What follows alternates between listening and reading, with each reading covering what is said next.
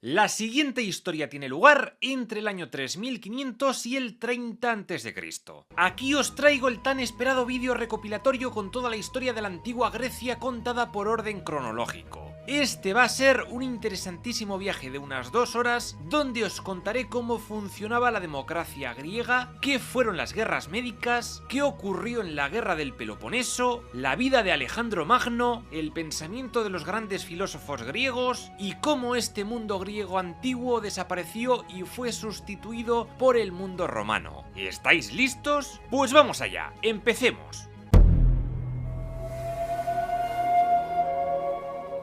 Esta islita en mitad del Mediterráneo es Creta. Hace unos 8000 años era un lugar deshabitado, pero entonces comenzó a llegar gente en barquitos precarios y decidieron quedarse allí. Primero vivieron en cuevas, ya que Creta es un lugar muy escarpado, con grutas y gargantas como la de Samaria muy profundas. En ellas comenzaron sus primeros cultos a la naturaleza, personificada en la diosa madre. Con tiempo, madera y barro cocido construyeron aldeas y se dedicaron a la ganadería, a la pesca y al cultivo de la vid, el olivo y cereales como trigo, cebada y avena. Las antiguas grutas pasaron a ser santuarios, lugares sagrados en los que venerar a su diosa de la fertilidad. Algunas teorías dicen que esta sociedad era matriarcal y que el papel de la mujer era muy importante, especialmente en el rol de sacerdotisas. Durante mucho tiempo el mayor peligro al que se enfrentaron fueron los terremotos. Cuidado, Cuidado. Alrededor del año 3000 a.C. parece ser que estos minoicos comenzaron a recibir visitas del exterior. Estos contactos comerciales con Egipto, Mesopotamia, Anatolia o Fenicia impulsaron su progreso y les hizo salir del Calcolítico. Creta estaba llena de cobre, lo que les faltaba era estaño para poder crear armas de bronce y ponerse al nivel de la peña de su alrededor. Y también tenían madera, que les interesaba mucho a los egipcios, así como aceites y vinos. Por su parte, estos minoicos vieron que se les daba bien la orfebrería y la alfarería, así como la industria textil gracias a sus ovejas. Zacro y Malia fueron los primeros puertos importantes, y después llegaron otras ciudades como Festo, Agiatríada y la famosa Cnosos. La Creta minoica se convirtió en una talasocracia, no se sabe si bajo el poder de una monarquía unificada o algo más parecido a ciudades-estado.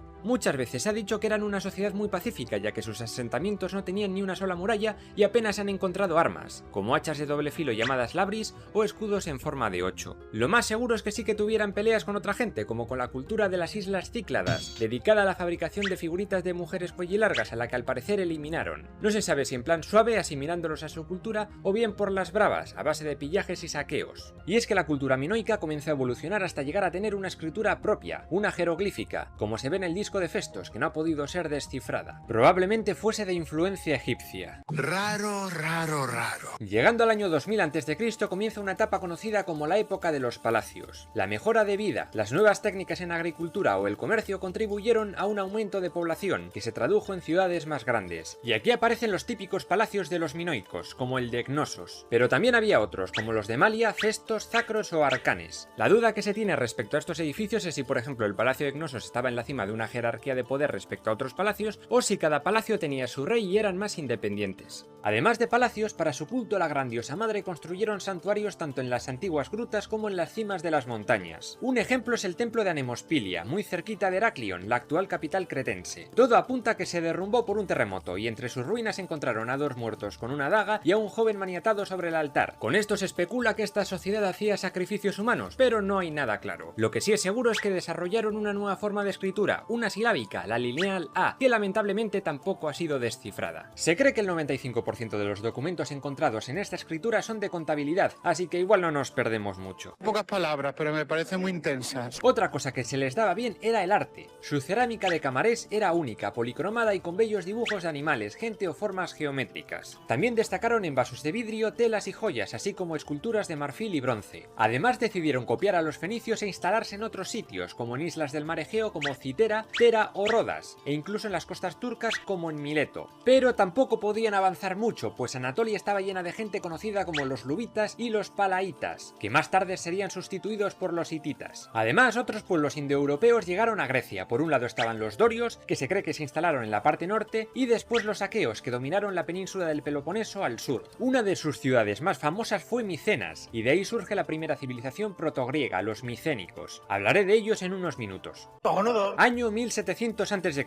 Un gran terremoto destruye todos los palacios. Una p*** así, pero esta esta gente no se iba a dejar intimidar, así que reconstruyeron todos y el de Cnosos se convirtió en el mejor de la isla. Era el hogar de sus reyes y el centro religioso, administrativo, político y de almacenaje. El lugar era gigantesco, con propileos muy amplios, grandes escalinatas, santuarios para sacrificar animales o el Megaron de la reina, una sala real donde había un trono y una hoguera central. Hasta tenían un particular sistema de drenaje de aguas.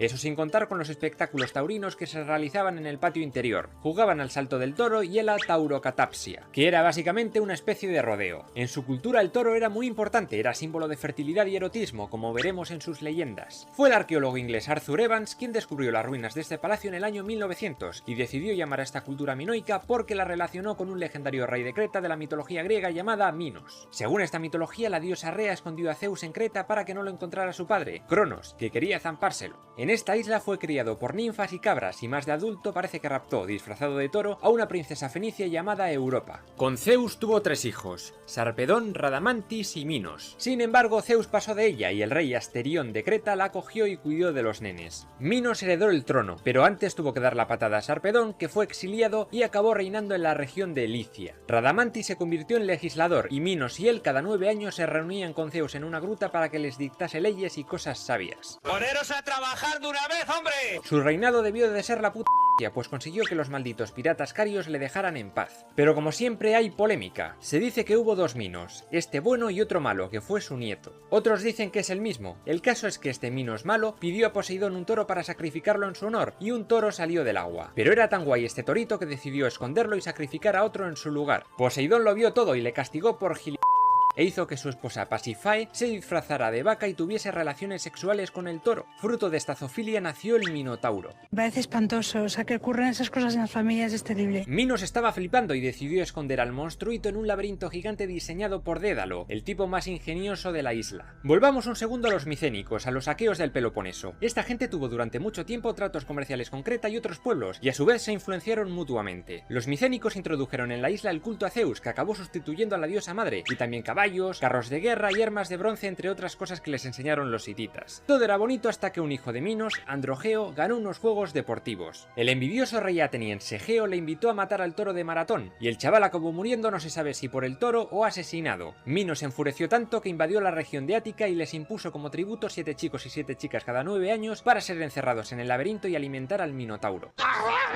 Y años después aparece el valiente Teseo, hijo de Geo, decidido a acabar con el monstruo. Se metió entre los tributos y llegó a Creta. En el palacio de Cnosos conoció a una de las hijas del rey Minos, Ariadna, con la que tonteó, se gustaron y la chica le pidió que matase al Minotauro y la sacase de allí. Para ayudarle en su hazaña le dio en secreto un ovillo y una espada. Una vez en el laberinto, el chaval ató el hilo a la puerta y buscó al monstruo. Tras un intercambio de guantazos, Teseo mata al Minotauro y logra encontrar la salida siguiendo el hilo. Luego cogió a Ariadna y, junto a los otros chavales que iban a ser sacrificados, huyeron de la isla. Y después Teseo abandonó a la chica en la isla de Naxos. Pero bueno, luego fue recogida por Dionisio, dios del vino, la fiesta y la así que quizás Ariadna no se lo pasase tan mal.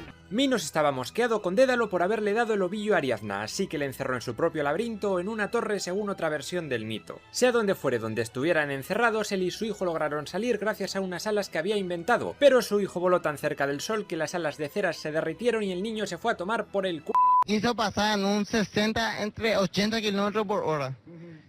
Y voló. Otro mito relacionado con Creta es el de Talos, un gigante autómata hecho de bronce y que era indestructible menos por una clavija en su talón. Esta criatura se dedicaba a proteger la isla de cualquier amenaza. Unos dicen que fue creado por Dédalo y otros que por Hefesto, dios de la forja. El gigante acabó muerto cuando Jasón y los argonautas llegaron a la isla tras haber conseguido el vellocino de oro. Pero toca volver a la historia en sí, llegamos al año 1500 a.C. aproximadamente. En esta época ocurre algo que afectaría a muchos pueblos del Mediterráneo, especialmente a Creta. El volcán de la isla de Tera, actual Santorini, explota, revienta y lanza bolas de fuego, ceniza tóxica y un tsunami de más de 100 metros. Creta fue completamente arrasada y se cree que este desastre tan repentino pudo haber dado origen al mito de la Atlántida.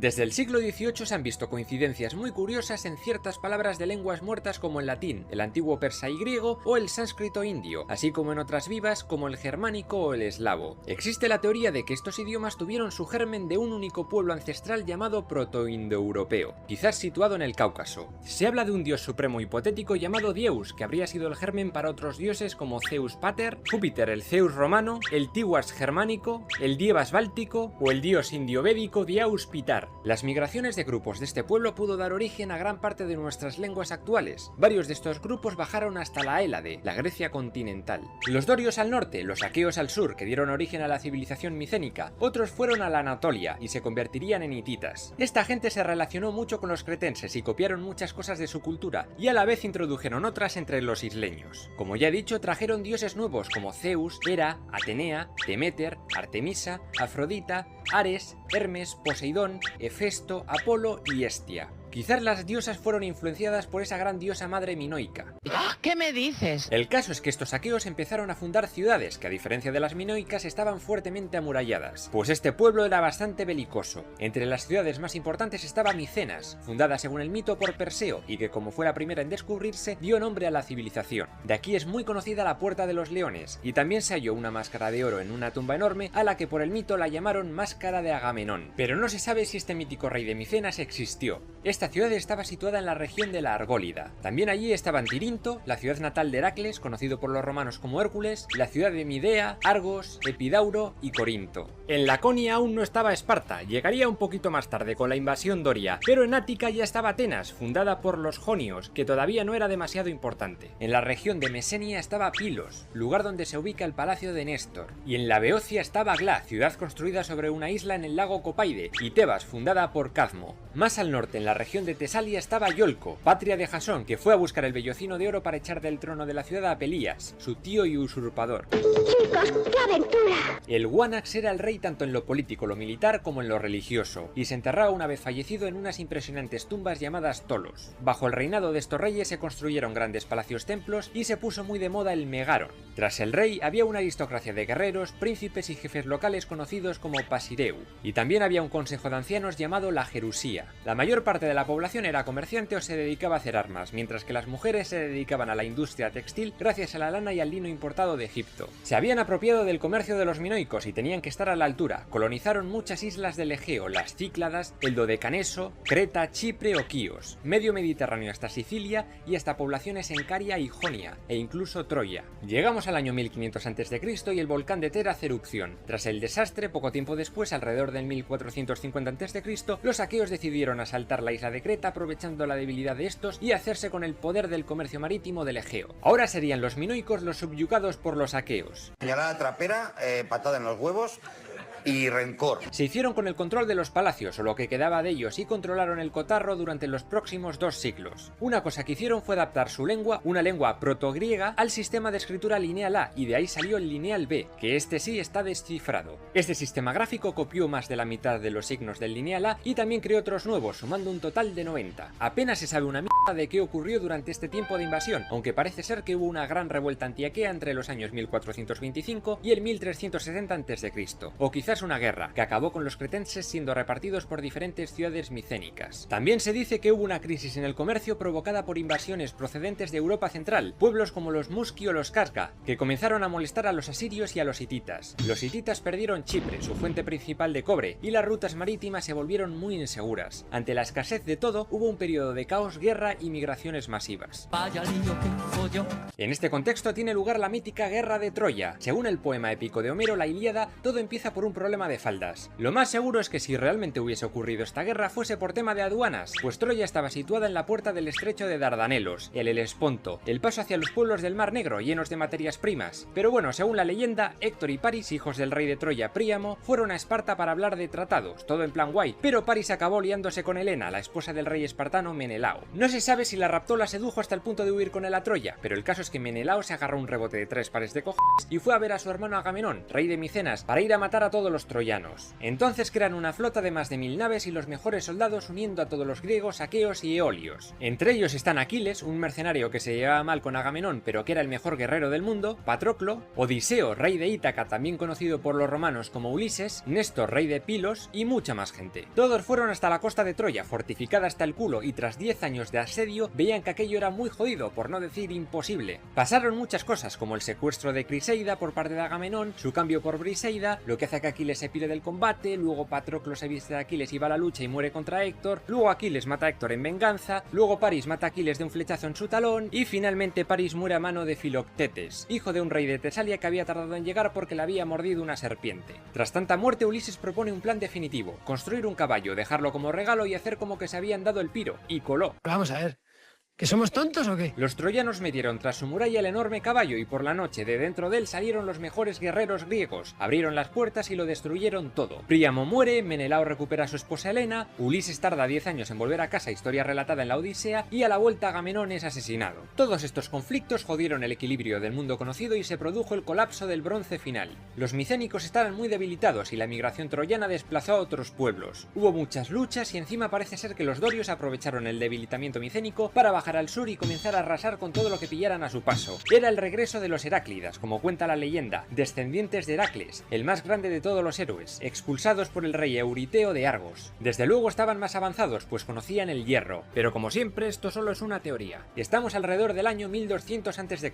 Los aqueos fueron desplazados hacia el Egeo y Creta, echando a los autóctonos a su vez, lo que provocó una reacción en cadena en forma de migraciones por toda la zona. Esta gente tuvo que vivir del saqueo y la piratería durante mucho tiempo, y es que hay quien relaciona todo esto con los pueblos del mar, o al menos con una parte, pues también se cree que había sicilianos, libios, etc. Más controvertida es la teoría que dice que parte de estos saqueos huidos llegaron a Gaza y fueron llamados filisteos. Tengo la cabeza que no sé si son negros, blancos, argentinos, suecos. Tras esto llegó el silencio, llegó la Edad Oscura griega. La escritura lineal B se perdió, dejó de usarse, por lo que nadie sabe qué ocurrió exactamente durante el siguiente medio milenio. Pero tras este periodo de oscuridad llegaría una gran época para Grecia y para la humanidad.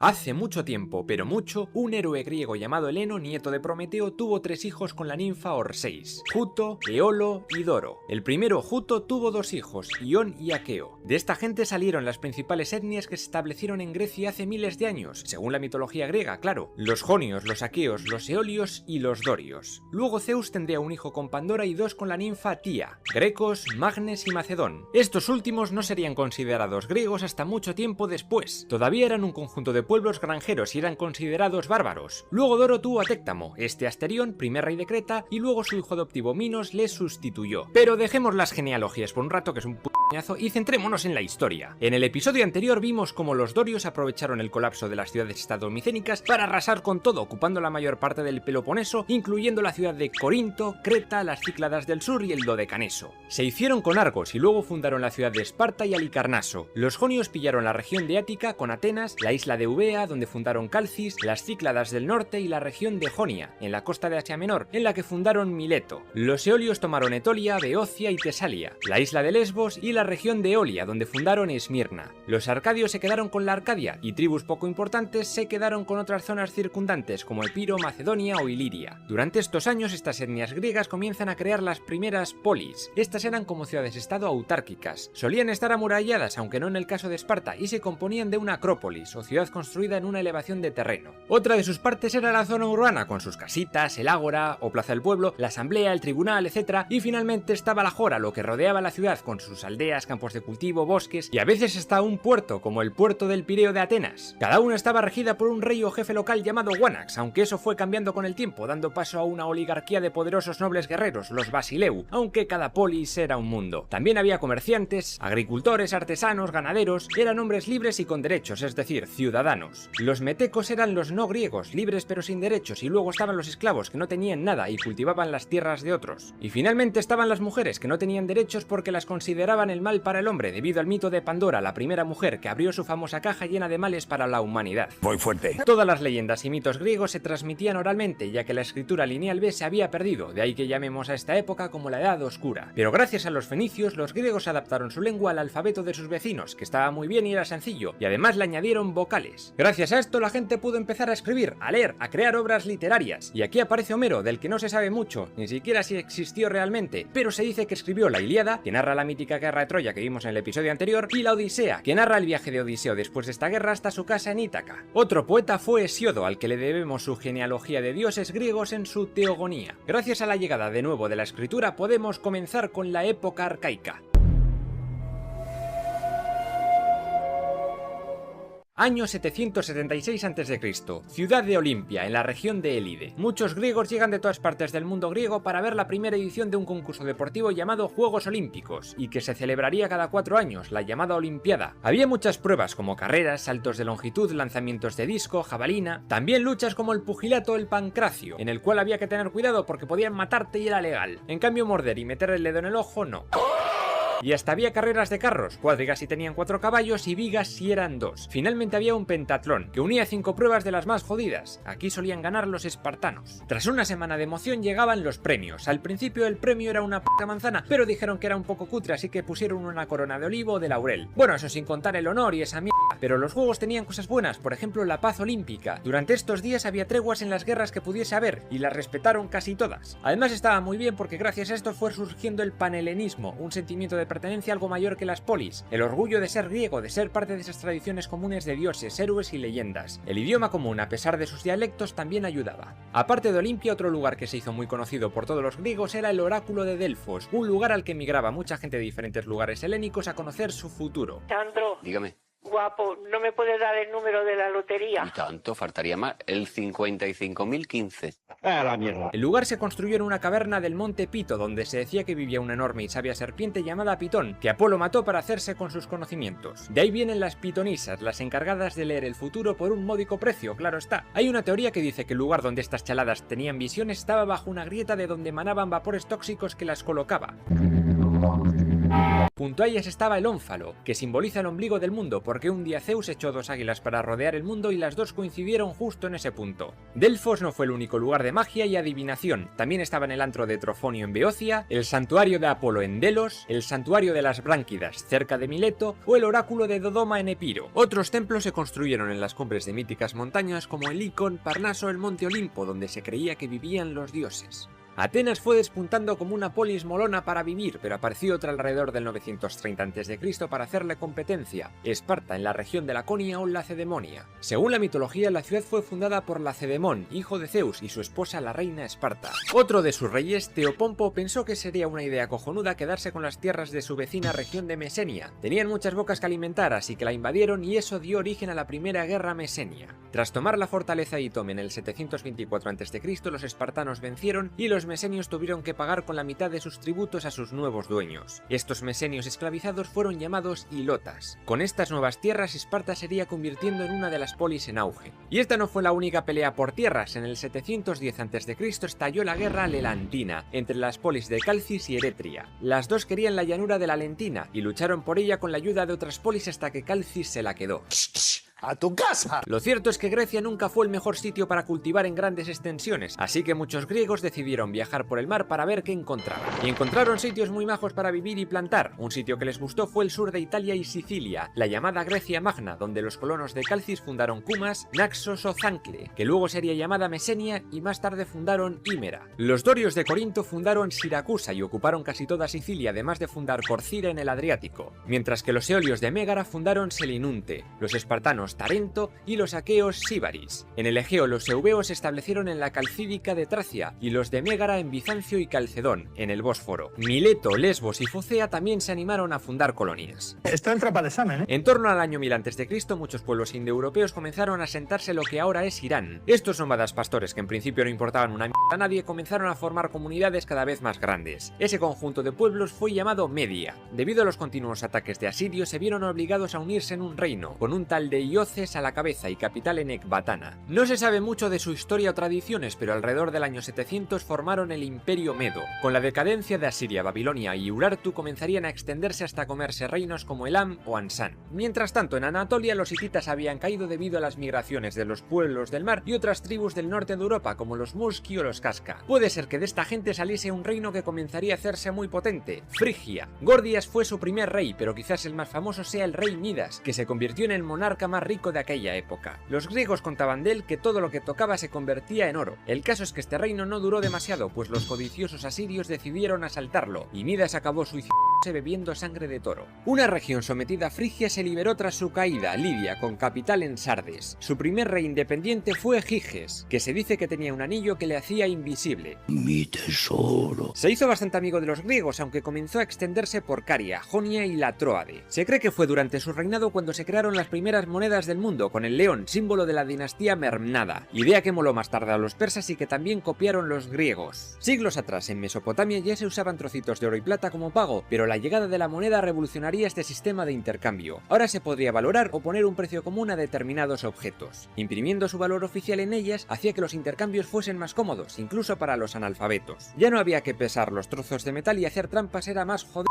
Estas primeras monedas fueron fabricadas con una aleación de oro y plata llamada electro. La primera moneda griega fue llamada dracma y Atenas llegaría a sacar la tetradracma y Sicilia la decadracma, entre otras muchas como la mina, el talento y el óbolo. A mí háblame de pesetas. Quizás a los griegos a los que menos les importaba el dinero era a los espartanos. Esta gente se hizo muy chunga, especialmente cuando Licurgo llegó al poder y reformó el gobierno, que se convirtió en una oligarquía militarista a través de la Gran Retra. Se estableció una diarquía, dos reyes de dos dinastías diferentes. Estos básicamente dirigían al ejército y los rituales, no el gobierno. Y si uno de los reyes moría, se evitaba caer en la anarquía. También se creó un consejo de 28 ancianos, la Jerusía, y una magistratura anual compuesta por 5 éforos, quienes gobernaban realmente, elegidos anualmente por la Peya, una asamblea popular que funcionaba a base de gritos.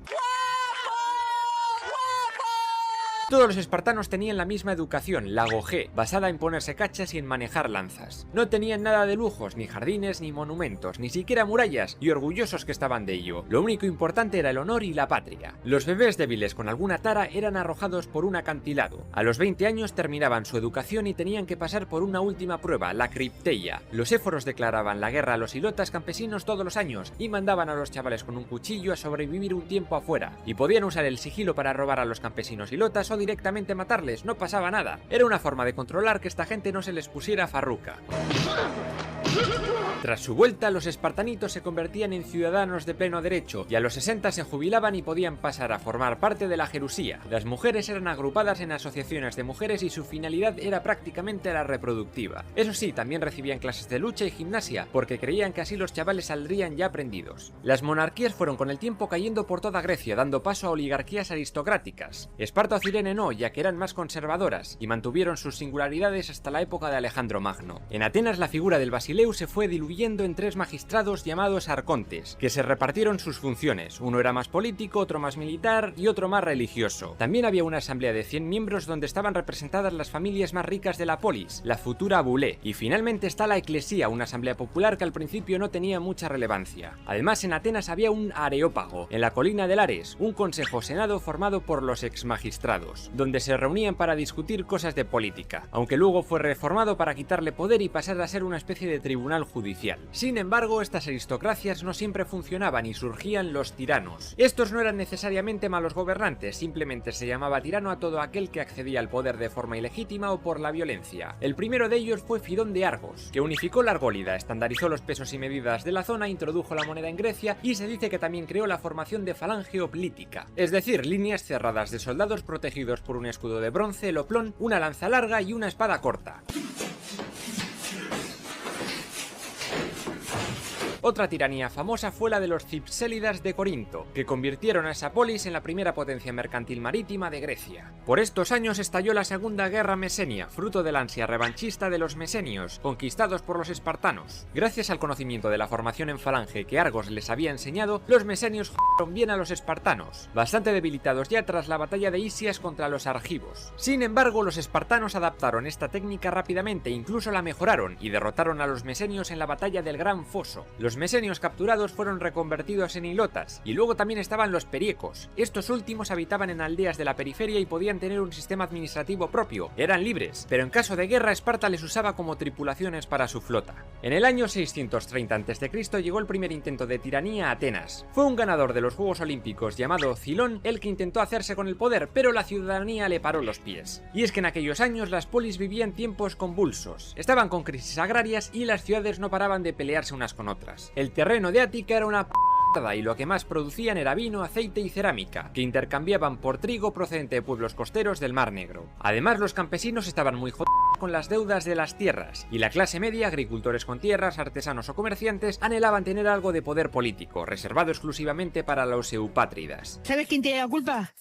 El gobierno. Dracón llegó a Arconte e hizo reformas legislativas muy duras, draconianas, y no solventaron el conflicto. Los atenienses tuvieron que esperar un poco hasta el 594 a.C. para que llegase el famoso legislador ateniense Solón. Este hizo reformas moderadas y dotó a Atenas de bastante estabilidad. Mejoró la vida de los pobres, aunque también afianzó a la aristocracia en el poder. Entre sus medidas, Solón eximió todas las deudas de la gente y prohibió la esclavitud por este motivo. Mejoró el sistema de pesos y medidas para potenciar el comercio y prohibió el lujo excesivo. También creó el Consejo de los 400, la Bulé, para quitar peso al areópago, y junto a la Eclesía proponían leyes. Finalmente creó el Tribunal de la Eliea, para que los ciudadanos pudieran quejarse de los magistrados que hacían mal su trabajo. Creó una timocracia, un sistema de gobierno basado en el capital y no en los derechos familiares y de sangre como hasta entonces. Dividió a la gente libre en función de su producción agraria y sus derechos se establecían por riqueza y no por linaje. Los pentacosiomedimnos eran los ricos y podían ser elegidos arcontes. Los caballeros, los hipeis, tenían más o menos los mismos derechos. Los ceugitas, la clase media, no podían ser elegidos arcontes, pero sí cualquier otro cargo, y también formaban parte de los oblitas, la infantería pesada. Finalmente estaban los jornaleros sin tierras, los tetes, no elegibles para nada, pero podían participar en la elección de cargos que no fueran los arcontes en la eclesía. En tiempos de guerra formaban parte de la infantería ligera y de la flota de remeros. Además, el número de arcontes pasó de 3 a 9, aunque estos nuevos servían básicamente para apoyar a los 3 principales. En estos años estalló la Primera Guerra Sagrada. Una ciudad de la región de Fócide, Cirra, se dedicaba a cobrar peaje o a robar a los peregrinos que viajaban a visitar el oráculo de Delfos. En el año 600 más o menos se organizó la Liga Anfictiónica de Delfos, y fueron a por Cirra y acabaron con el problema. Se dice que usaron armas químicas, la planta de Elébora, para envenenar los suministros de agua de la ciudad.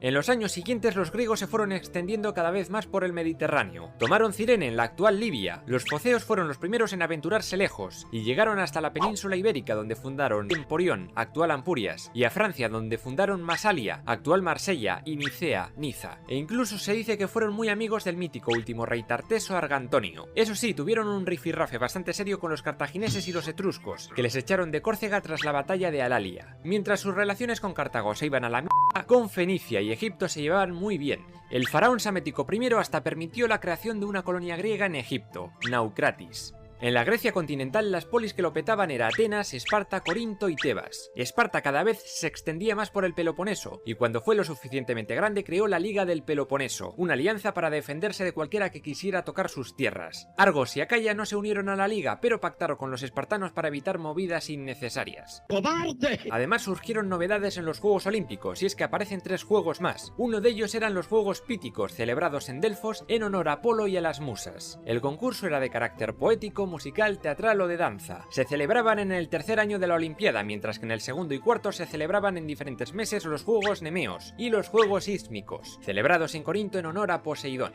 Pero dejemos de hablar de Grecia y volvamos a los medos. Estos medos se habían extendido por lo que ahora es Irán y Afganistán, y habían formado un vasto imperio. Ciáxares de Media, aliado con Nabopolásar de Babilonia, lograron reducir a cenizas a los asirios en el año 609 a.C.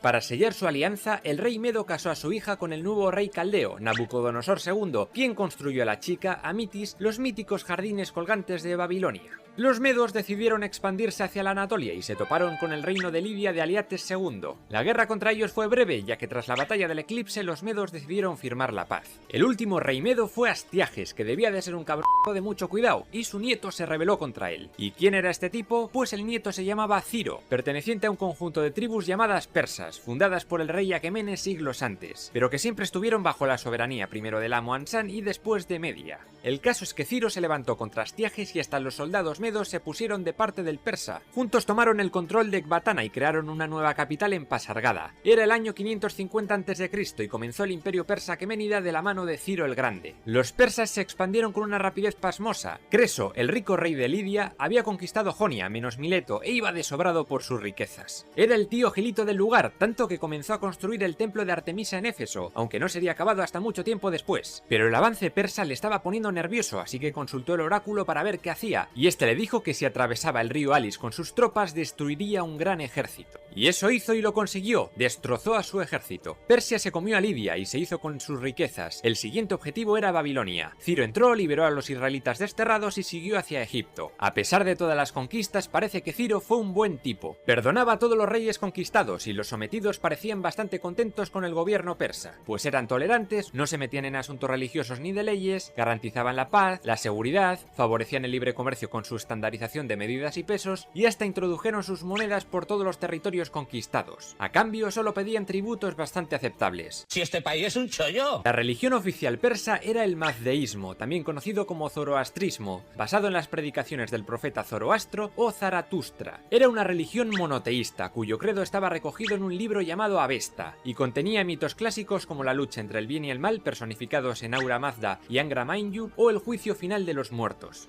Aunque parece ser que en principio los persas, debido al gran tamaño de su imperio, no tenían una lengua oficial, sí que parece ser que los reyes se manejaron primero en elamita y después en persa antiguo, escrito en cuneiforme, que acabó siendo olvidado. Pasaría bastante tiempo para que el arameo lograse solventar este problema y se convirtiera en la lengua franca de Oriente Próximo. Ciro murió y su hijo Cambises II heredó el trono. Se dice que empezó siendo un gran gobernante, pero que acabó como un déspota enloquecido. Durante un combate en Egipto mató a su hermano Esmerdis para evitar que le quitara su puesto, pero entonces otro Esmerdis ocupó el trono. Era un impostor. Según se cuenta, un tal Gaumata, un sacerdote medo de la tribu de los magos, de ahí nuestra palabra mago, se hizo pasar por el hermano muerto para usurpar el poder. Cambises II fue a por él a Babilonia, la nueva capital, pero murió de camino. El usurpador gobernó unos meses, pero como lo hizo de culo le echaron y en el 522 a.C. Darío I se hizo con el trono. Una vez en el poder creó una nueva capital, Persépolis, en donde se hizo un suntuoso palacio, y también creó una larga carretera que unía Sardes con Susa, destinada al correo imperial. Volvemos a Grecia. En el año 560 a.C. llegarían reformas más radicales a Atenas de la mano del tirano Pisístrato, que tuvo que dar 2 golpes de estado para conseguir afianzarse en el poder. Quitó muchas tierras a la oligarquía para repartirlas entre el campesinado y para generar empleo creó muchas obras públicas, como el primer teatro de Atenas o el templo de Zeus olímpico, así como la reconstrucción del templo de Atenea en la Acrópolis. Y todo esto sin tocar la constitución creada por Solón. También reorganizó fiestas como la de Panateneas o los cultos a Dionisio. ¡Qué borrachera llevo! Pisístrato decidió instaurar un régimen hereditario y sus hijos Hipias e Hiparco se hicieron con el poder, e hicieron justo lo contrario, pues se dedicaron a contentar a la aristocracia. Sin embargo, en el 514 a.C. a Hiparco se lo cargaron durante las Panateneas los llamados tiranicidas, y eso hizo que Hipias endureciera el régimen. Los tiranicidas pidieron ayuda al rey Cleómenes I de Esparta, y estos consiguieron echar a Hipias y Clístenes llegó al poder. Este tipo comenzó una serie de medidas para lograr la igualdad total de los atenienses, pero se encontró con la oposición de la aristocracia dirigida por Iságoras, contraria a esta idea. Este llegó a Arconte y exiliaron a Clístenes. Entre Iságoras y Cleómenes intentaron expulsar a mucha gente que había obtenido el estatus de ciudadano libre tras las reformas de Solón, pero la gente se echó a la yugular de ambos y les dieron la patada e hicieron que Clístenes volviese. Ahora ya sí pudo poner en práctica sus reformas democráticas. Se abre la sesión. Hablamos todo el mundo. Su idea se basaba en la isonomía. Todos los ciudadanos son iguales ante la ley. Ya no estaban las 4 clases de la timocracia, sino que creó 10 tribus, repartidas en muchos distritos o demos, en función de dónde vivía cada gente y no de su riqueza. Cada tribu elegía a un arconte y a un estrategos o general. También creó la bulé o Consejo de los 500, constituido por 50 ciudadanos de cada una de las tribus, de forma anual y por sorteo. Este consejo preparaba cuestiones para discutir en la eclesía, la asamblea popular, reunida en la colina del Nix. Allí entre todos elegían cargos públicos, aprobaban leyes o declaraban la guerra a algún gilipollas. Todos podían ser políticos, tanto en la bulé como en la eclesía, incluidos los metecos, y los cargos se elegían por sorteo anual, para lo cual tenían un aparatito muy ingenioso. Si te tocaba tenías que ejercer ese cargo durante un año entero, aunque no quisieras. Y otra cosa que votaban era el ostracismo, el castigo por ser mal gobernante, el exilio. Eso sí, los magistrados mayores seguían siendo elegidos de entre las 2 primeras clases sociales, por lo que se dice que Clístenes, más que democracia real, creó una oligarquía de amplia base. Y además las mujeres seguían sin poder participar. Pero en poco tiempo las cosas mejorarían mucho para Atenas y se convertiría en un gran imperio. La época clásica estaba a punto de comenzar. Pero no nos pongamos cachorros todavía, pues el peligro se cernía sobre los griegos. En el año 506 a.C. los persas de Darío I habían ocupado toda Anatolia, incluidas las colonias griegas de Jonia. Además estaban listos para asaltar a la Grecia continental e invadir Tracia. En el 499 a.C. Jonia comenzó una rebelión contra los conquistadores y pidió ayuda a Grecia. Este choque de civilizaciones desencadenaría en las guerras médicas. Todo el mundo estaba preparado para una inminente guerra. En el 550 Esparta ya tenía su liga del Peloponeso y Atenas ya miraba de reojillo lo que estaba liando Persia al otro lado del Egeo. Persia había conquistado Tracia y las ciudades jonias de la costa de Anatolia, pero estos jonios decidieron movilizarse bajo las órdenes del tirano Aristágoras de Mileto. Mileto, una de las ciudades más cultas del mundo griego, fue la única que más o menos resistía el avance persa. Pidió ayuda a los griegos, pero Cleómenes de Esparta rehusó ayudarle y solo Atenas y Eretria fueron en su auxilio. Y la rebelión llegó hasta Sardes, capital de la satrapía, que acabó incendiada, pero de nada sirvió, pues las tropas de Darío I contraatacaron en Éfeso y Lade y después tomaron Mileto. Ahora Darío quería dar una lección a los atenienses. La guerra había comenzado. El primer gran conflicto de este periodo fue la Primera Guerra Médica, que tuvo lugar en el 490 a.C. Vamos a verla. Las tropas persas comandadas por Mardonio comenzaron a llegar a los territorios de Tracia, Macedonia y la isla de Tasos. Un tipo llamado Milciades el Joven tenía montado un pequeño puesto fronterizo en el Quersoneso Tracio, junto al Helesponto, actual península de Gallípoli, y se tuvo que pirar de allí cagando leches e ir a Atenas. Mientras tanto, Argos y Tebas ya se habían rendido a los persas. En Atenas, el recientemente elegido arconte y jefe militar Temístocles ya había comenzado a desarrollar una flota gigantesca y había fortificado el puerto del Pireo. Sin embargo, él no iba a dirigir la guerra, sino Milciades, que fue nombrado por la asamblea como estratego, general. La asamblea estaba que echaba humo, porque había un sector que quería rendirse a los persas. Eran los partidarios de Hipias, que estaba refugiado en la corte de Darío. Me suena. Y mucho. Los espartanos pasaban del asunto, decían que estaban de fiesta, las carneas en honor a Apolo, y que irían un poquito más tarde. En el año 490 a.C., tras haber tomado Eretria, la primera flota persa llegó a las costas de Ática. Estaban esperando una insurrección de los partidarios de Hipias, que nunca sucedió. Sin embargo, una tormenta jodió todo y la flota se tuvo que volver. Los griegos se partieron el culo y se vinieron muy arriba. Poco después llegó otra flota persa y desembarcó en las costas de Maratón. Milciades decidió enviar a todas las tropas a lo loco, con Temístocles al frente, mientras los persas desembarcaban. A estos no les dio tiempo a nada, todo fue muy sorpresivo y los persas, aunque eran el doble, solo pudieron volverse a los barcos e irse. Los griegos vencieron por muchos factores. Aparte de por jugar en casa, también tenían la ventaja psicológica del patriotismo, luchaban por su libertad, mientras que los persas eran en su mayoría tipos reclutados de diferentes conquistas y agrupados no por tipos de armas, sino por nacionalidad. Además, mientras los griegos tenían su formación en falange, con escudos de bronce, unas lanzas largas de cojones y espadas para corto alcance, los persas tenían escudos de mimbre y unas lanzas de menos de 1 metro. Los persas se retiraron y volvieron a sus barcos, pero ahora iban a por Atenas, que estaba desprotegida. Fue entonces cuando los soldados griegos enviaron a Atenas a su mejor corredor, Filípides, para decirles que habían vencido, pero que se fortificaran. El hombre corrió como nunca y cuando llegó a la ciudad y vio el mensaje, murió. Y de ahí surgió nuestro maratón. Otra versión, quizás más verdadera, dice que el corredor fue de Atenas a Esparta para pedir ayuda a los lacedemonios, pero estos le contestaron que seguían de fiesta. El caso es que Atenas se atrincheró pero bien y cuando llegaron los persas y vieron el percal dijeron «A la mierda, nos vamos», y la primera guerra médica acabó. Cuando los espartanos llegaron 3 días más tarde solo se encontraron una playa llena de cadáveres. Joder, ¿qué ha pasado aquí? Tras la guerra, Milciades era considerado un héroe y la asamblea decidió concederle una flota para recuperar las islas Cícladas, pero su ataque a la isla de Paros acabó en un bochornoso fracaso con la profanación de un templo de Deméter y una de sus piernas gangrenadas. Los atenienses le condenarían a prisión y a una multa de 500 talentos, que era un huevo. Moriría poco después. El cargo de estratego se volvió importantísimo y los atenienses decidieron que elegirles por sorteo era un poco jugársela. De este modo, los 10 estrategos serían elegidos por méritos, y el que más se lo mereció en aquella época fue el exarconte Temístocles. Este convenció a la asamblea de construir una gran flota gracias a las minas de plata de Laurión. Arístides, su rival político, prefería repartir las ganancias entre los ciudadanos, pero habían llegado informaciones de que los persas estaban construyendo una nueva flota en sus puertos. Debido a esto, Arístides fue condenado al ostracismo y con la plata costearon la construcción de más de 200 nuevos trirremes. Además, en el 481 a.C., muchas de las polis griegas se reunieron en Corinto y crearon la Liga Panhelénica para hacer frente a los próximos embates persas. Al frente de este ejército pusieron a Esparta. La cosa se pone ya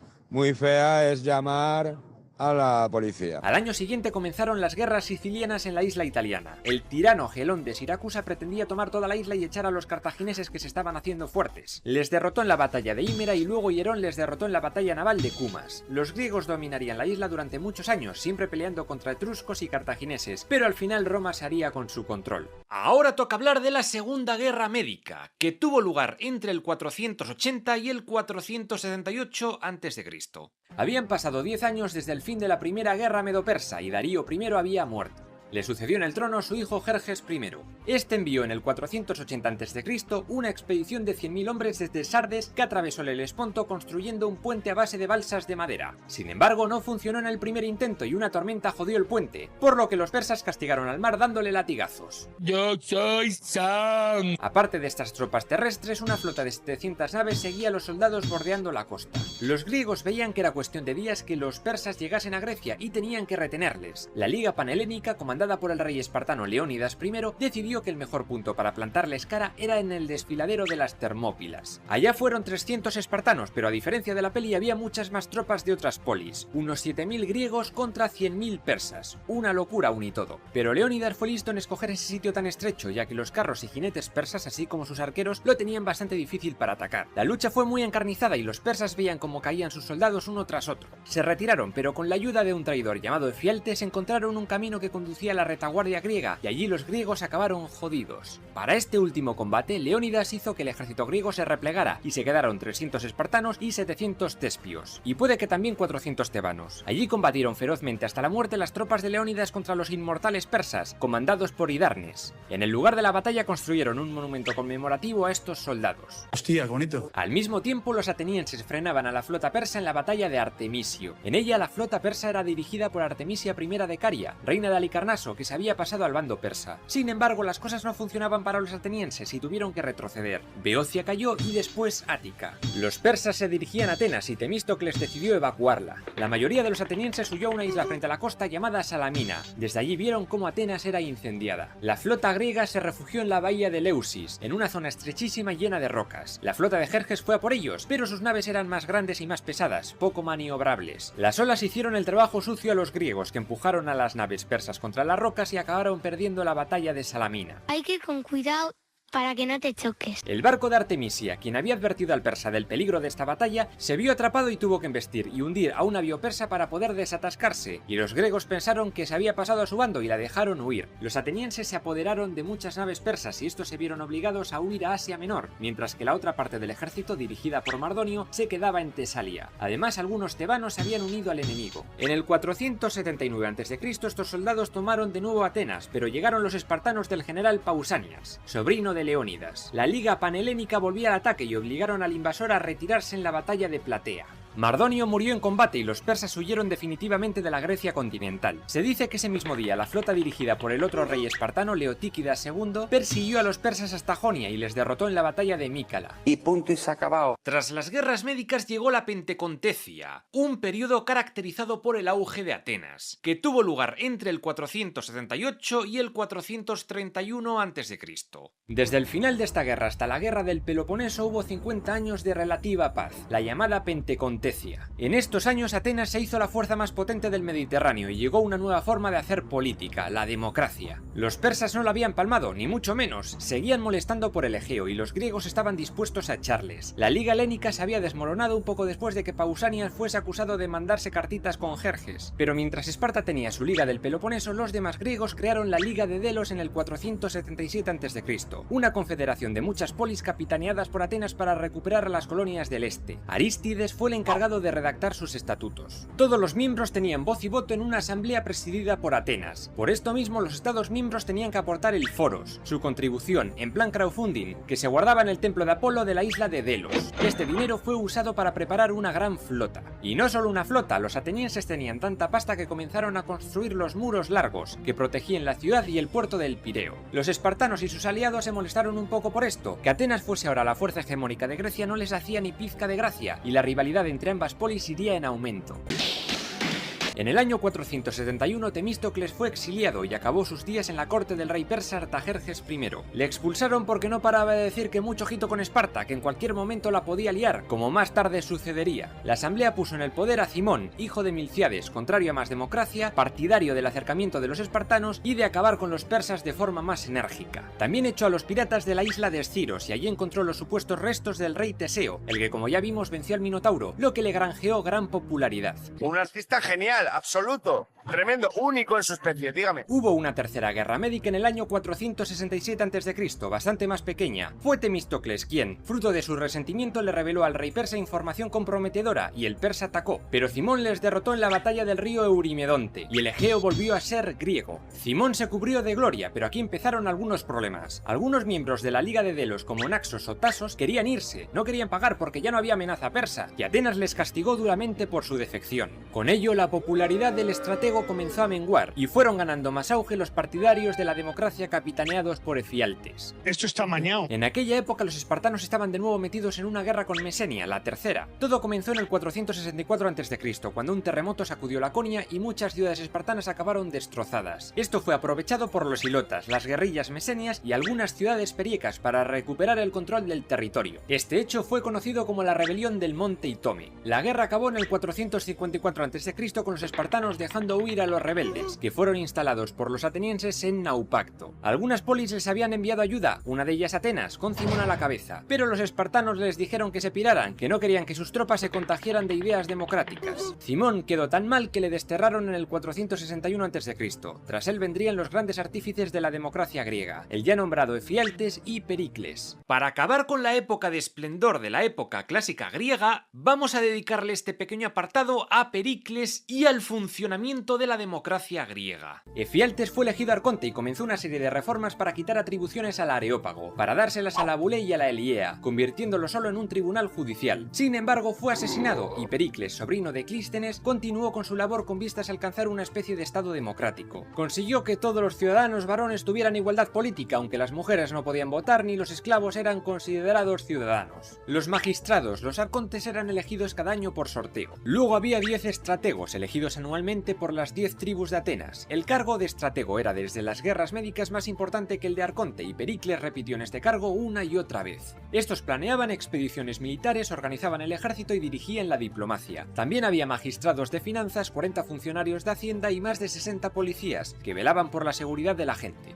La eclesía, la asamblea popular, se abrió para mucha más gente, lo que hizo que las familias aristocráticas no pudieran formar fuertes monopolios de poder. En ella se decidían leyes, decretos y cuestiones políticas de todo tipo. No había partidos políticos en sí, sino gente que rodeaba a tal político famoso. Después la Bule daba el visto bueno a todo, era como un senado, eran 500 elegidos por sorteo. Pericles puso además una pequeña paguilla a todos los elegidos como jueces, para incentivar la participación ciudadana, y la medida acabó extendiéndose a todas las instituciones públicas. Pericles además organizó muchas obras públicas que mejoraron la vida de la ciudadanía y embellecieron la ciudad. Un ejemplo es la nueva Acrópolis, con el Partenón, construido en honor a la diosa Atenea. Luego estaba la famosa entrada de los Propileos, el templo de Atenea Nike y el Erecteión, con sus famosas cariátides. Además, en Olimpia levantaron el gran templo de Zeus olímpico, cuya estatua interior, construida por Fidias con oro y marfil, es una de las 7 maravillas del mundo antiguo. Me parece, impresionante. Y creó ayudas sociales para pobres, lo que creó menos conflictos sociales. Eso mantuvo en el poder a Pericles año tras año. Y junto a él siempre estaba Aspasia, su mujer, su fiel consejera, aunque parece que no era muy querida por la gente. Las mujeres seguían sin poder votar ni tener cargo público. Prácticamente se había erradicado el analfabetismo y todos sabían leer y escribir. Eso sí, la educación ateniense no era pública, sino privada. Los chavales iban a casa del profesor que les enseñaba y sus padres le pagaban. Las 3 disciplinas fundamentales eran gramática, música y gimnasia. Los esclavos de las familias, los llamados pedagogos, eran los encargados de llevar a los chavales a clase, recogerles y ayudarles a hacer los deberes. En Grecia había muchas fiestas, como la de Panateneas, donde había procesiones y pruebas deportivas. Y algo común eran los simposios, que básicamente era ir a cenar con amigos y beber después del curro. A lo que va es a ponerse cachondo. Muchos de los más famosos pensadores griegos vivieron alrededor de esta época. Por ejemplo, los filósofos Sócrates, maestro de Platón, el sofista Gorgias, Anaxágoras y Empédocles. Los historiadores Heródoto y Tucídides. El escultor Fidias. Los poetas Sófocles, autor de Antígona y Edipo Rey, y Eurípides, el comediógrafo Aristófanes, autor de Las nubes o Lisístrata, el dramaturgo Esquilo, autor de la Orestiada, o el arquitecto Hipodamo de Mileto, autor del ordenamiento urbanístico según el plan hipodámico trazado Damero. También habría que destacar a Hipócrates, que desde la isla de Kos realizó importantes investigaciones de medicina y anatomía. Pero no todo era bonito en el gobierno de Pericles, pues prohibió la ciudadanía a todos los chavales que no hubieran nacido de padre y madre ateniense. Con esto intentaba limitar los lazos entre las diferentes familias aristocráticas, pero generó menos sentimiento panhelenista y más cuernos entre la gente, y el propio Pericles se vio jodido por todo esto, pues se divorció y sus hijos murieron, y tuvo otro con Aspasia, que era de Mileto. La asamblea tuvo que aprobarle un decreto especial para que Pericles el joven fuese considerado ciudadano ateniense.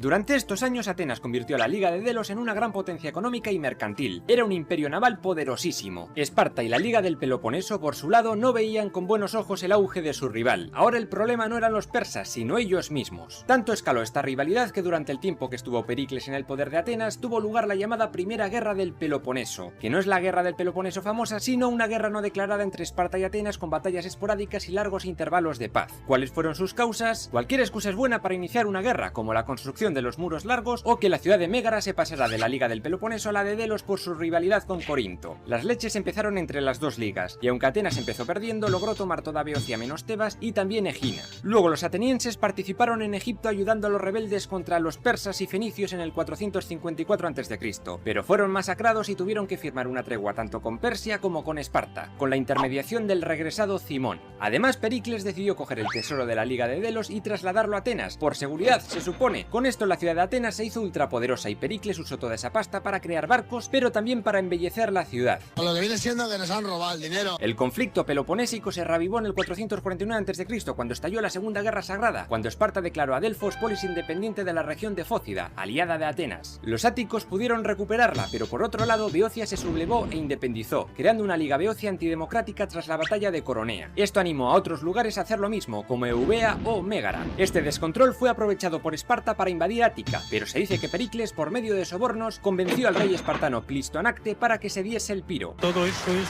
una burda manipulación. Tras todas estas movidas firmaron una nueva tregua con Esparta, la paz de los 30 años, pero no duraría tanto. Solo 15 años después estallaría la guerra del Peloponeso, que dejaría a Grecia tan jodida que nunca podría recuperarse.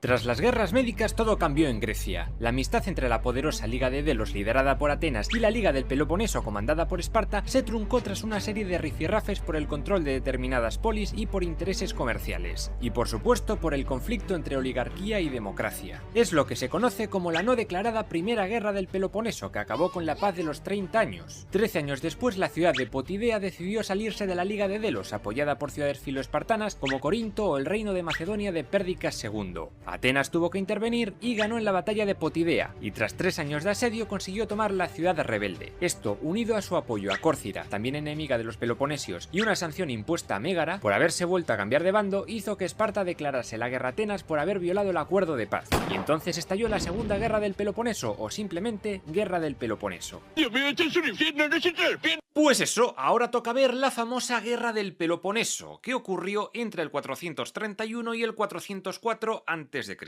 La primera fase de esta guerra es llamada la Guerra Arquidámica. En ella el rey espartano Arquídamo II invadió Ática y comenzó a arrasar todos los campos de cultivo y pueblos con los que se cruzó. Pericles sabía que la fuerza de Atenas estaba en su flota naval, pero que perdería contra Esparta en una batalla oblítica, así que decidieron llamar a todos los atenienses para que se refugiasen tras los muros largos. Allí aguantarían lo que hiciera falta, ya que el suministro de comida llegaría por vía marítima del Mar Negro o de otras partes del imperio. Mientras tanto, el estratego envió parte de su flota a acosar las costas del Peloponeso y a Potidea, que seguía siendo asediada. Pero entonces pasó algo que los atenienses no pudieron prever. Se cree que junto a las provisiones pudo colarse una enfermedad, posiblemente tifus o viruela, que se extendió rápidamente por la hacinada población, matando a 1/3. Entre esto y la imposibilidad de salir, la gente se pilló una depresión de la leche y pensaron en rendirse. Pericles les dijo que ni de coña lo hicieran, pero acabó muriendo por la peste esta en el 429 a.C.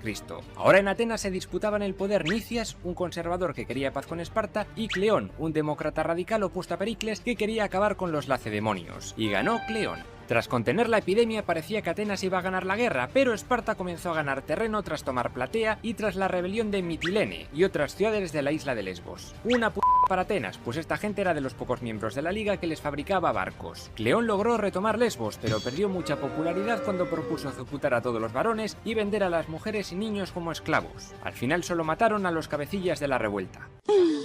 ¡Qué susto! Al año siguiente estalló una guerra civil en Córcira, que enfrentó a oligarcas y demócratas, pero fue en el año 425 a.C. cuando los atenienses pudieron haber puesto fin a la guerra, pero no lo hicieron. Una flota ateniense liderada por el general Demóstenes había tomado Pilos y tenía cercado a un grupo de espartanos espartanos en la isla de Esfacteria, que acabó rindiéndose. Esparta pidió la paz, algo bastante insólito, pero Cleón se puso chulo y les dijo que se fueran a tomar por culo.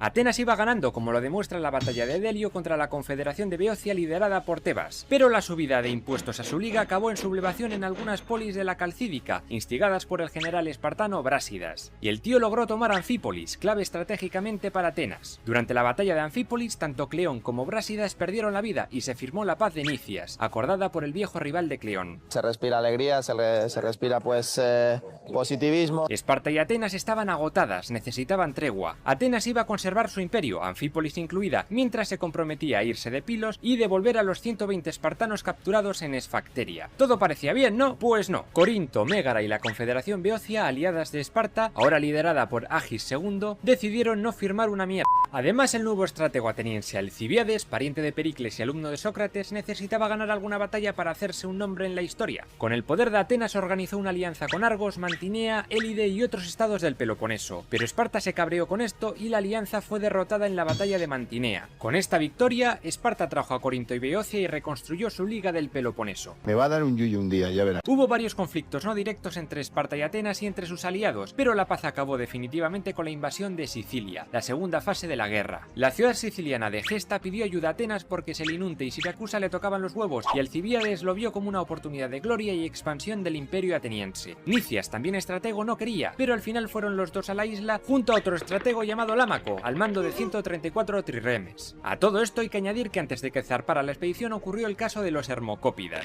Los hermai eran unas estatuas de Hermes que daban suerte, y que una noche fueron mutiladas no se sabe bien por quién, pero Alcibiades de alguna forma se vio implicado y dejaron el juicio para su vuelta. ¡Yo me voy! Ya en Sicilia hubo alguna escaramuza, pero entonces llegó un barco para llevar a Alcibiades a Atenas, que le iban a joder vivo por el tema de los hermai. Así que el estratego huyó al Peloponeso y se unió a Esparta a cambio de secretitos, como su inminente invasión a Siracusa. Mientras Nicias luchaba por tomar la colonia, Esparta envió al general Gilipo y les hizo trizas en la batalla del río Asinaro, y los supervivientes atenienses fueron esclavizados en las canteras de la isla. Este desastre fue el principio del fin de Atenas. Houston, tenemos un problema. Y aquí entramos en la tercera y última fase de la guerra del Peloponeso, la llamada Guerra de Decelia. Otra vez Alcibiades se chivó al rey Agis II. Le dijo que una buena estrategia para tomar Atenas era controlar la fortaleza de Decelia a 5 horas de Atenas. Y los espartanos lo hicieron, y además comenzaron a negociar con Persia una alianza. Esto ya fue el acabose para Atenas, que veía como todos los estados de la Liga de Delos desertaban. Y lo peor estaba por llegar, golpe de estado oligarca en la propia Atenas. Mientras que las clases pobres estaban de remeros de la flota en Samos, la Iglesia aprobó el régimen de los 400, que instalaba una oligarquía en Atenas basada en la constitución de Solón. Los que estaban en Samos formaron una flota democrática liderados por el trierarco Trasíbulo. Alcibiades huyó de Esparta, parece ser que porque se había follado a la mujer de Agis II, y consiguió aliarse con los demócratas, a pesar de los recelos que muchos sentían por este tipo. Los 400 trataron de llegar a la paz con Esparta a toda costa, pero la negociación fue imposible, y el gobierno se fue a la mierda en favor del gobierno de los 5000, que permitió el regreso de los demócratas de Alcibiades.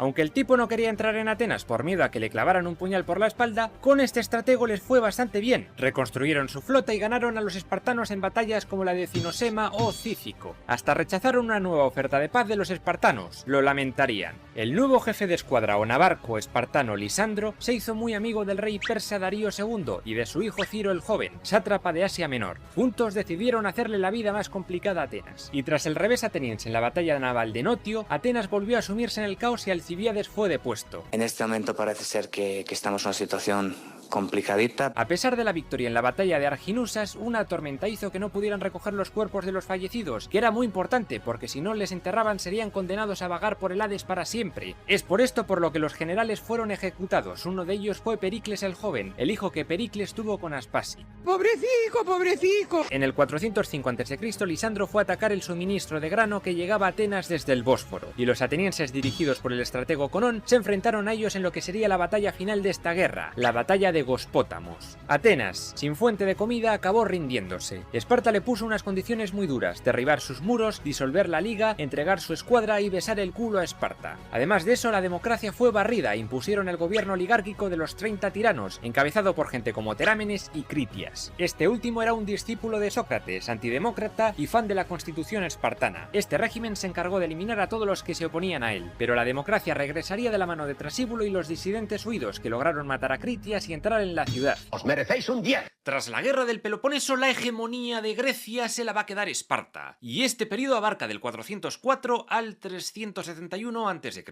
Tras la guerra del Peloponeso, Atenas quedó reducida a escombros y se convirtió en un estado vasallo bajo el yugo espartano. Esparta ahora era muy poderosa, pero no fue capaz de aprovechar su ventaja. Se dedicó a imponer decarquías en todas las polis sometidas, y claro, una vez acostumbrados a la democracia, esas cosas joden mucho, y tuvieron muchísimas revueltas. Por otro lado, la Esparta de Agesilao II se llevaba muy bien con Ciro el Joven, que comenzó una rebelión contra su hermano el rey persa Artajerjes II. Los peloponesios fueron a echar una mano como mercenarios y vencieron en la batalla de Cunaxa, pero el pobre Ciro acabó muerto, y los 10.000 mercenarios griegos liderados por el historiador Genofonte se quedaron abandonados en mitad del imperio persa. El viaje de regreso fue épico. ¡Vamos de paseo!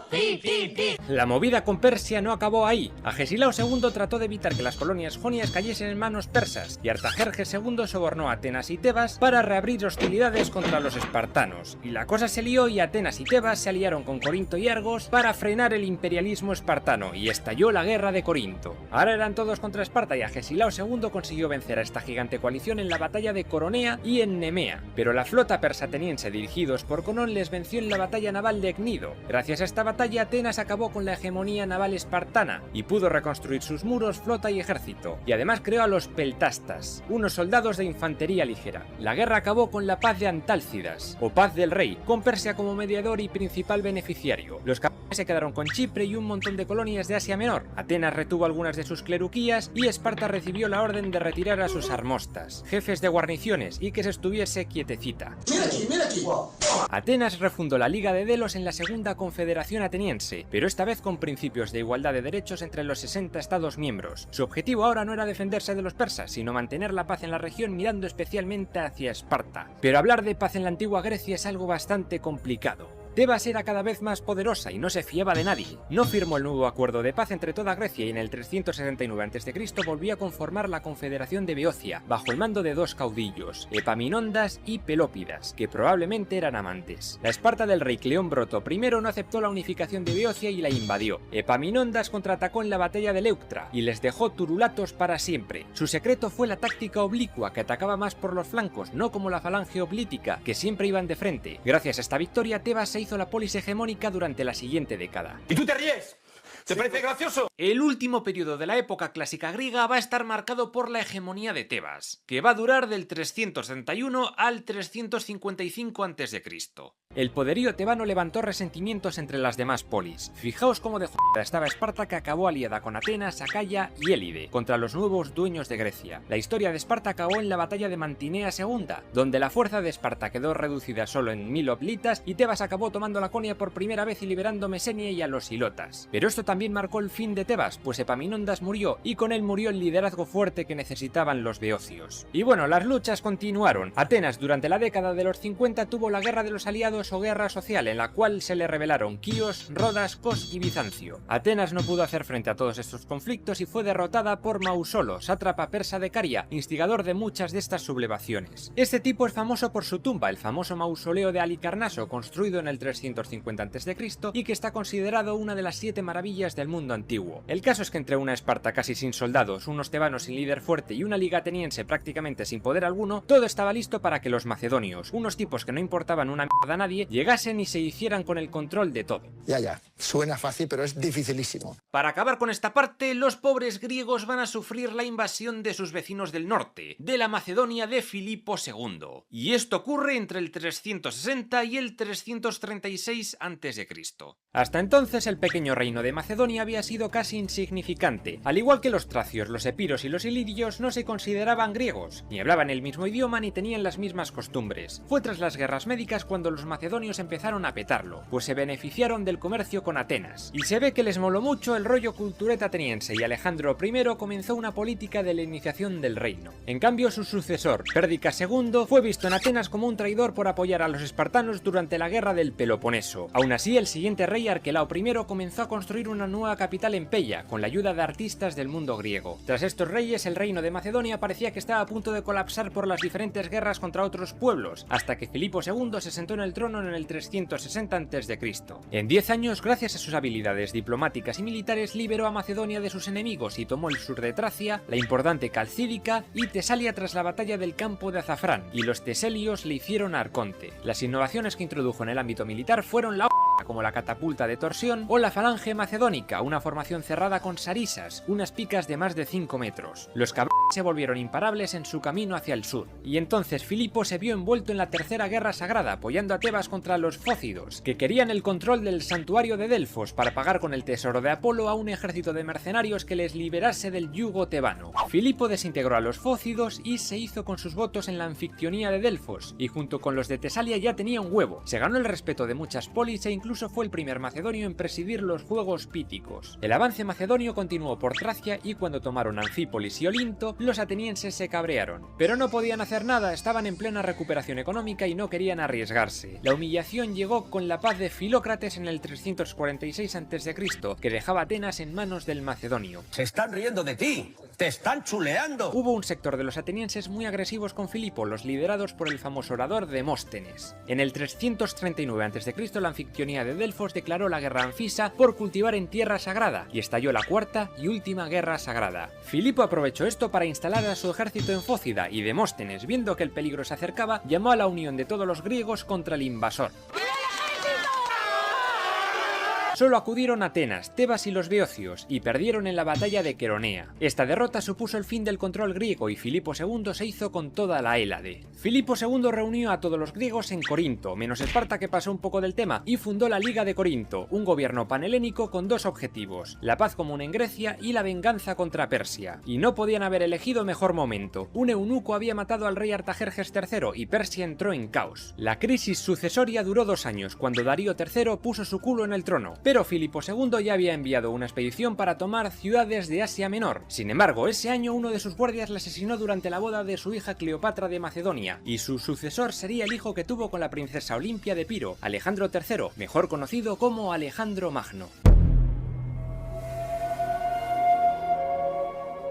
Tras la invasión macedonia, Filipo II reunió muchísimas polis griegas en el Congreso de Corinto, al que Esparta no fue. Básicamente les dijo que les quería a todos unidos y para ello creó la Liga de Corinto, Liga Helénica. Debían dejar a un lado sus diferencias y luchar contra su amenaza común, que era Persia. Sin embargo, Filipo II fue asesinado por uno de sus guardias 2 años después, y como Filipo Arrideo, su primer hijo, tenía deficiencia mental, fue sucedido por otro de sus hijos, Alejandro III.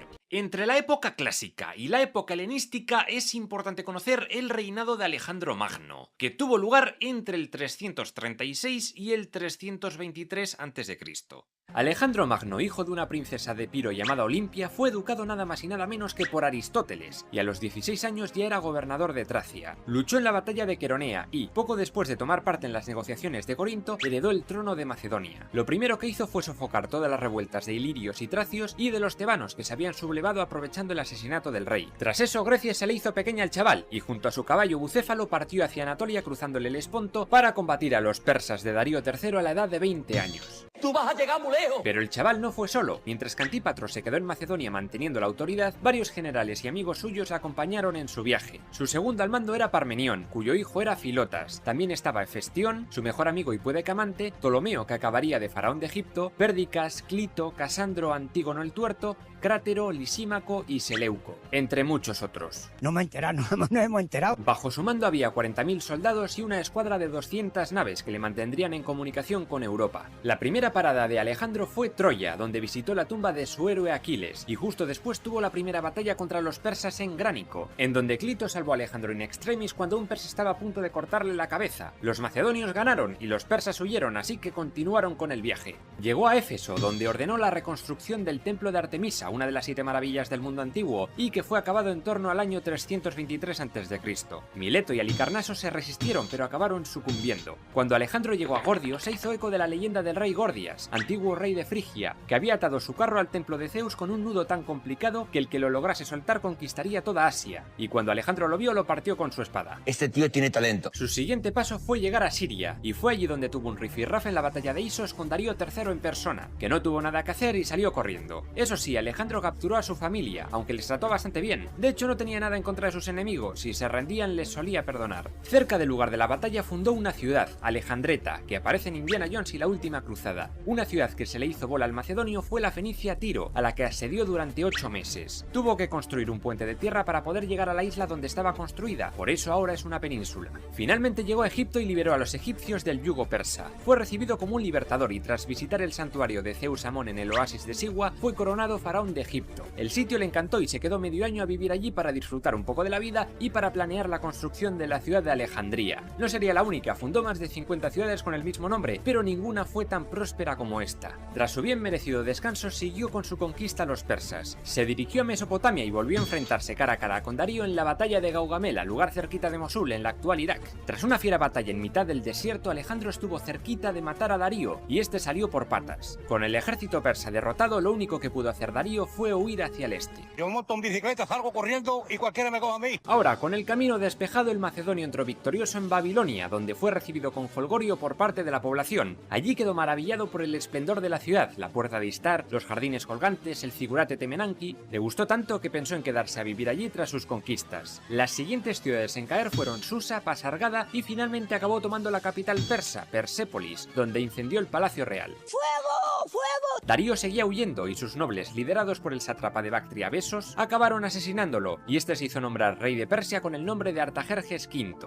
A Alejandro esto le pareció muy poco digno, y persiguió a Besos por la satrapia de Partia hasta la Bactriana, donde consiguió darle caza y le cortó la cabeza. Fue en esta región donde colocó como sátrapa a Clito. Sin embargo, en una noche de borrachera le dijo a Alejandro que era un flipao y que iba de vivo, y el magno le clavó una lanza en el pecho. Además, debido a sus creencias de que algunos conspiraban contra él, ordenó matar a Filotas y después a su padre Parmenión, que se había quedado en Ecbatana. Muy buena gente para todos, muy buena gente. Ya con mejor humor asedió la fortaleza de la roca Sogdiana en Maracanda, se casó con la princesa bactriana Roxana y la dejó preñada. Y es que Alejandro Magno estaba obsesionado con una cosa llamada helenismo. Quería y obligaba en algunos casos a que sus soldados griegos se casaran con persas para helenizarlos, que ambas culturas se mezclasen y formasen parte del gran imperio que deseaba.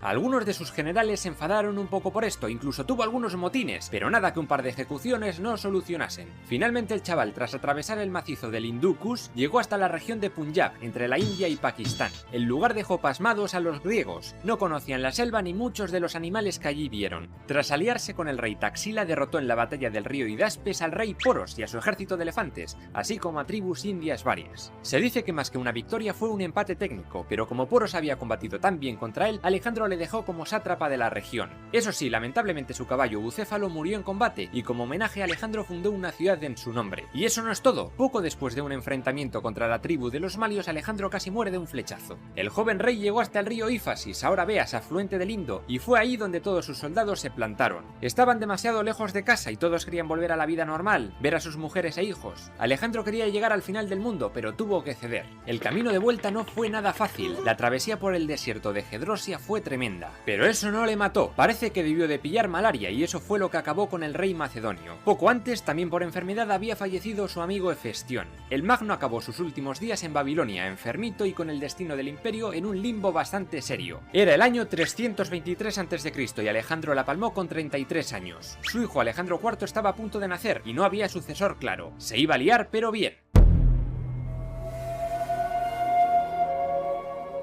¿Qué pasó en el imperio de Alejandro Magno tras su muerte? Cosas malas, muchas guerras y mucha gente luchando en ellas. Este periodo es quizás uno de los más complejos de explicar y resumir, enseguida veréis por qué. Estamos en el año 323 a.C. y el pobre Alejandro acababa de morir en Babilonia. Ya había tenido un hijo bastardo tiempo antes y otro chaval venía de camino fruto de su relación con Roxana, la princesa bactriana. Uno de los generales de Alejandro, Pérdicas, fue el encargado de buscar una solución en una gran reunión en Babilonia. Aparecieron dos facciones, los partidarios de mantener el imperio unido en una monarquía y los que preferían repartir las tierras conquistadas entre ellos, los diádocos o sucesores. Como no se ponían de acuerdo, decidieron poner de momento como rey a Filipo III Arrideo, hermanastro de Alejandro, que era deficiente mental, mientras esperaban a ver si Roxana daba luz a un varón, y los dos reinarían juntos. Además, los diádocos se repartirían los territorios mientras que Pérdicas, actuando como regente, se ponía al frente del ejército imperial y de Asia, gobernada por multitud de sátrapas diferentes. A Ptolomeo le tocó Egipto, Antípatro se quedaría como hasta ahora en Macedonia junto a Filipo, a Lisímaco le tocó Tracia, Antígono el Tuerto Panfilia, Libia y Frigia, y a Eumenes Eumenes, Capadocia y Paflagonia. Mientras tanto, a Crátero le encargaron socavar las sublevaciones que habían comenzado a surgir por toda la Hélade. Era la llamada Guerra Lamíaca, en la que Atenas y Etolia se habían levantado contra el gobierno de Antípatro, refugiado en la ciudad de Lamia. Tras aplastar a los rebeldes antimacedonios en la batalla de Cranón, abolir la democracia y ejecutar a Demóstenes, Atenas dejaría de liderar más revueltas.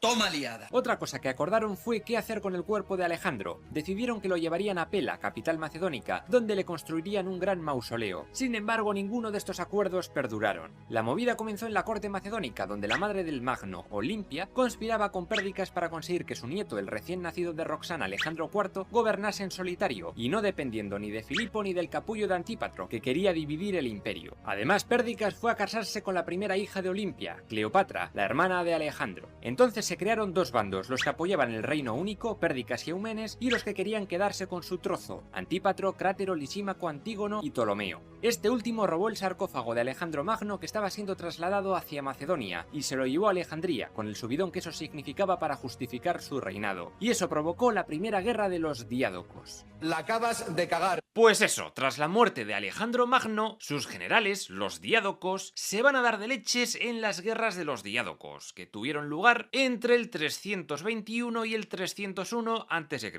Pérdicas comenzó el ataque en el 321 a.C.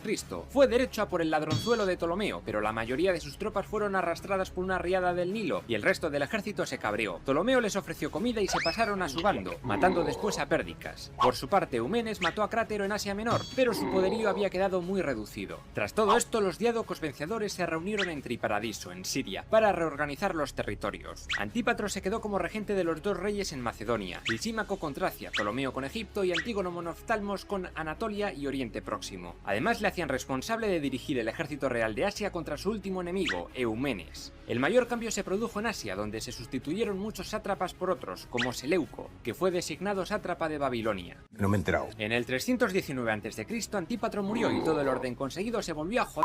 ¿Por qué? Porque hizo sucesor de la regencia a su amigo Poliperconte y no a su hijo Casandro. Aquí estalló una guerra civil en Grecia en donde Casandro salió con Antígono, Lisímaco y Ptolomeo, mientras que Polis salió con Eumenes, que acabó siendo capturado por Antígono. Casandro consiguió una alianza con Filipo III y su esposa Eurídice II, por lo que el pobre Poli tuvo que huir a Epiro para aliarse con Olimpia, Roxana y con el nene Alejandro IV, además de con el rey de Epiro, Eácides I.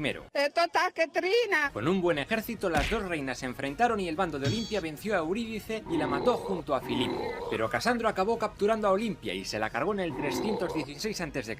y tomó a Roxana y a su nene bajo su custodia en Anfípolis. Poliperconte acabó huyendo al Peloponeso, cuyo control mantendría hasta su muerte. Ahora Casandro era dueño de Macedonia y para justificar su poder se casó con una hermanastra de Alejandro Magno llamada Tesalónica y fundó una ciudad en su nombre, que ahora es la segunda ciudad más importante de Grecia. Un crack, sin ninguna duda. Por si no tenían ya demasiadas movidas abiertas, Antígono Monoftalmos se hizo muy poderoso en Asia Menor tras haber derrotado a Eumenes, y al mando de su vasto ejército decidió hacerse también con el control de toda Asia y emular a su amigo Alejandro. Seleuco tuvo que huir acojonado de Babilonia a la corte de Ptolomeo en Alejandría. Lisímaco y Casandro se aliaron contra el ahora enemigo Antígono. Ptolomeo y Seleuco derrotaron en Gaza al hijo de Antígono, Demetrio Poliorcetes, y viendo que muchas satrapías se levantaban, el tuerto no tuvo más remedio que firmar la paz del 311 a.C.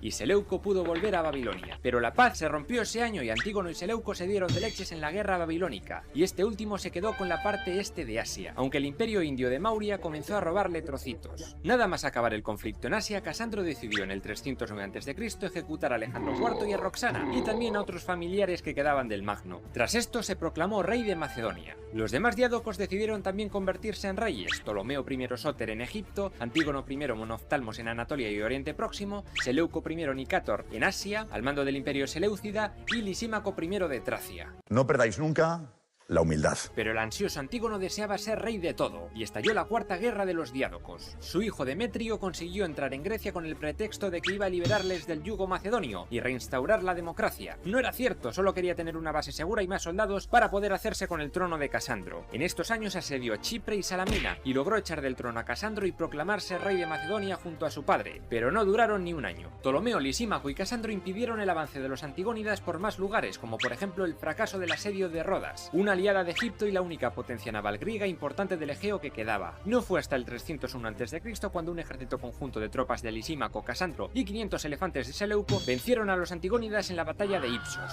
El tuerto fue pisoteado por Paquidermos y Demetrio acabó huyendo. Una mala tarde la tiene cualquiera. Tras eso, paz y nuevo reparto. Lisímaco tomó bastante parte de Asia Menor y Seleuco se quedó con el resto de Asia que tenía su viejo rival tuerto. Muchas antiguas satrapías persas acabaron independizándose, como Ponto, Paflagonia o Armenia. Este diádoco durante la siguiente década de paz aprovechó para fundar ciudades que se hicieron muy poderosas, como Antioquía. Los últimos conflictos entre los diádocos ocurrieron entre el 301 y el 281 a.C. Tras la muerte de Casandro, su reino en Macedonia se desestabilizó porque sus hijos se peleaban por el trono, y Demetrio Poliorcetes logró colarse en la fiesta y hacerse de nuevo con el poder en el 294 a.C. No es por tanto una vez, han sido 2 veces. Sin embargo, las tropas de Lisímaco, aliadas con Pirro, rey de Piro, lograron capturarle y acabó preso hasta su muerte. La muerte de Demetrio fue celebrada por muchos, especialmente por los rodios, que levantaron el famoso Coloso de Rodas, una estatua gigante de bronce representando al dios Helios, que conmemoraba la derrota de Demetrio y su infructuoso asedio. Sin embargo, en el año 226 a.C. parece ser que un terremoto acabó tirándola, y allí se quedó hasta que llegaron los musulmanes y la vendieron como chatarra. ¡Qué majos que son! Pirro y Lisímaco se repartieron Macedonia entre sus reinos, pero aquello no iba a durar mucho. Ptolomeo I murió de viejuno en el 283 a.C. y le sucedió Ptolomeo II Filadelfo, desheredando por el camino a su hijo Ptolomeo Ceraunos por ser un niño rata del poder, así que el chaval huyó y se escondió en la corte de Lisímaco. Pero vio que el diádoco estaba como una puta cabra, acababa de ejecutar a su propio hijo, Agatocles, y entonces se fue a la corte de Seleuco. El chaval, junto con algunos partidarios huidos de Agatocles, le comieron la oreja al viejo Seleuco para que fuese a por Lisímaco, y este acabó aceptando, y en la batalla de Corupedio, Seleuco dio muerte a su antiguo compañero. Sin embargo, Seleuco, una vez en Macedonia a punto de tomar el poder, fue traicionado por Ptolomeo Cerauno y el último de los diádocos acabó muerto. Antíoco I Soter, su hijo, sería el encargado de dirigir el imperio seleucida, que había incorporado a Anatolia, y por su parte Ptolomeo Cerauno se quedó al mando de Macedonia, pero durante poco tiempo, pues se tuvo que enfrentar a una invasión de unas tribus celtas procedentes de la Galia llamadas Gálatas y acabó muriendo en el 279 a.C. El orgullo conduce a la caída. Los sucesores de los diádocos son los epígonos, y estos se van a encargar de organizar los llamados reinos helenísticos. Y esto ocurre entre el 281 y el 214 a.C. Con la caída del último diádoco se acabaron imponiendo 3 imperios: la dinastía elágida o tolemaica en Egipto, con capital en Alejandría y con Ptolomeo II a la cabeza, la seleucida en Asia, con capital en Seleucia, con Antíoco I Soter, y la antigónida en Macedonia, con capital en Pela, dinastía que recuperó el territorio de los invasores gálatas gracias al hijo de Demetrio, Antígono II Gónatas. Unas ciudades que lo petaron pero bien fueron Pérgamo, que sería un reino independiente, y Antioquía, que sería la capital seleucida años después. Además, la biblioteca de Alejandría se convertiría en el punto de encuentro del conocimiento de Occidente y Oriente, y el faro de Alejandría sería una maravilla del mundo antiguo. En todo este territorio se impuso el griego como lengua franca, lengua koiné, aunque también se hablaba mucho arameo y persa antiguo. Of course. Tras mucho tiempo bajo el poder macedonio, ahora Atenas, Esparta, Acaya y la poderosa Etolia eran independientes. Además, por otro lado estaba el reino de Tiro, dirigido por Pirro, que con el apoyo de Cartago comenzó a darse de leches contra Roma, que no paraba de crecer. Pirro se lanzó contra ellos en las guerras pírricas. Venció en Heraclea y en Asculum, pero como bien dice su nombre, pírricamente. Quedó muy jodido y su fracaso en la batalla de Benavento le dejó fuera de la partida. Los romanos habían aprendido a combatir contra sus elefantes lanzándoles flechas de fuego y los animales se volvieron locos. Incluso se dice que también cerdos untados en brea ardiendo. Tras esto, la Magna Grecia acabó en manos romanas. Donde también hubo un torbellino de fue en la Celesiria, donde los Ptolomeos y los Seleucidas lucharon durante un siglo por el control de este territorio en 6 guerras sirias. Este conflicto dejó a estos imperios tan acabados que en el futuro serían conquistados por Roma y por los partos. Y otra guerra estalló, la guerra de Cremónides, cuando una coalición de ciudades-estado griegas, la Atenas de Cremónides y la Esparta de Areo I, se levantaron contra el control macedonio de Antígono II con la ayuda de Ptolomeo II, cuyas ambiciones en el Egeo se veían reducidas por la influencia macedonia. La cosa no salió muy bien y los griegos volvieron a perder su independencia. La consiguieron recuperar tiempo después y crearon la Liga Etolia y la Liga Aquea. Esta última se metió en guerra con Cleómenes III de Esparta en la guerra de Cleómenes y ganó. ¡Pim, pam, tiki, taka! Durante una de las guerras sirias, Antíoco II II murió y Ptolomeo III aprovechó para tomar el control de la capital seleucida, Antioquía. Esto generó muchísima confusión y algunas regiones del imperio se independizaron. Una fue el reino greco-bactriano y la otra fue Partia. Los partos eran una tribu descendientes de los escitas, criadores de caballo y buenos mercaderes. No hablaré mucho de ellos por ahora, pero más adelante darían mucha guerra a Roma. De momento Roma había tomado la Iliria de la reina Teuta. El peligro para los griegos se acercaba. Cuidado, cuidado. Finalmente toca hablar de las guerras macedónicas, en las que los macedónicos se enfrentaron contra Roma y acabaron perdiendo, y toda la Hélade acabó conquistada. Y esto ocurrió entre el 214 y el 148 a.C. La primera guerra macedónica tuvo lugar mientras el líder cartaginés Aníbal Barca luchaba contra Roma en la Segunda Guerra Púnica. Sus victorias le valieron el acercamiento de Filipo V de Macedonia. Ayudó a Aníbal con algunas tropas y poco más, pero al final, tras el fracaso de Aníbal, acabó haciendo las paces con los romanos. En estos años, entre el 214 y el 212 a.C., tuvo lugar el famoso asedio de Siracusa. Esta polis griega situada en Sicilia se defendió del asedio por parte de la República Romana. Se cuenta que la ciudad fue defendida por los griegos con armas muy modernas desarrolladas por el inventor y matemático Arquímedes. Por ejemplo, se habla de que usó catapultas y balistas, y también espejos con los que quemar con ellos las velas de los barcos romanos, aunque esto último pinta más a leyenda que otra cosa. Tampoco podemos relacionar a Arquímedes con la famosa máquina de Antiquitera, una misteriosa máquina de engranajes que se creía que era usada para predecir movimientos astronómicos. En fin, al final del asedio, Arquímedes acabó siendo asesinado por los romanos. Si habéis visto la última película de Indiana Jones, la del Dial del Destino, al final aparece este asedio. Por cierto, en mi otro canal, Agujeros de Guión, puse a parir esta película, no me gustó nada. Por cierto, os recuerdo que acabo de publicar mi primera novela, Hadrosaurópolis, el cataclismo celestial. Hay aventura, misterios, batallas épicas con dinosaurios, conspiraciones y chorros de sangre. Podéis conseguirla en Amazon, enlaces aquí arriba o en el comentario fijado. It's fucking cool. Mientras tanto, Ptolomeo V y Antíoco III el Grande iban ya por su quinta guerra siria, pero los egipcios habían hecho un pacto con Roma para suministrarle grano. Eso hizo que Antíoco III se lo pensase mejor y les dejase en paz, de momento. La Segunda Guerra Macedónica comenzó cuando ciudades como Rodas o Pérgamo se ofrecieron a unirse a Roma a cambio de que les ayudase a quitarse de encima a los macedonios. La guerra no fue muy larga, pero el reino perdió bastante poder. La Tercera Guerra Macedónica ocurrió cuando subió al poder de Macedonia el rey Perseo. Quería volver a unar toda Grecia, que estaba siendo sometida por Roma. Muchas ciudades se animaron y le apoyaron, aunque otras no. El general romano Lucio Emilio Paulo fue a acabar con las revueltas y tras la batalla de Pydna, Perseo fue capturado y Macedonia fue dividida en 4 repúblicas. Y aquí acabó la monarquía macedónica.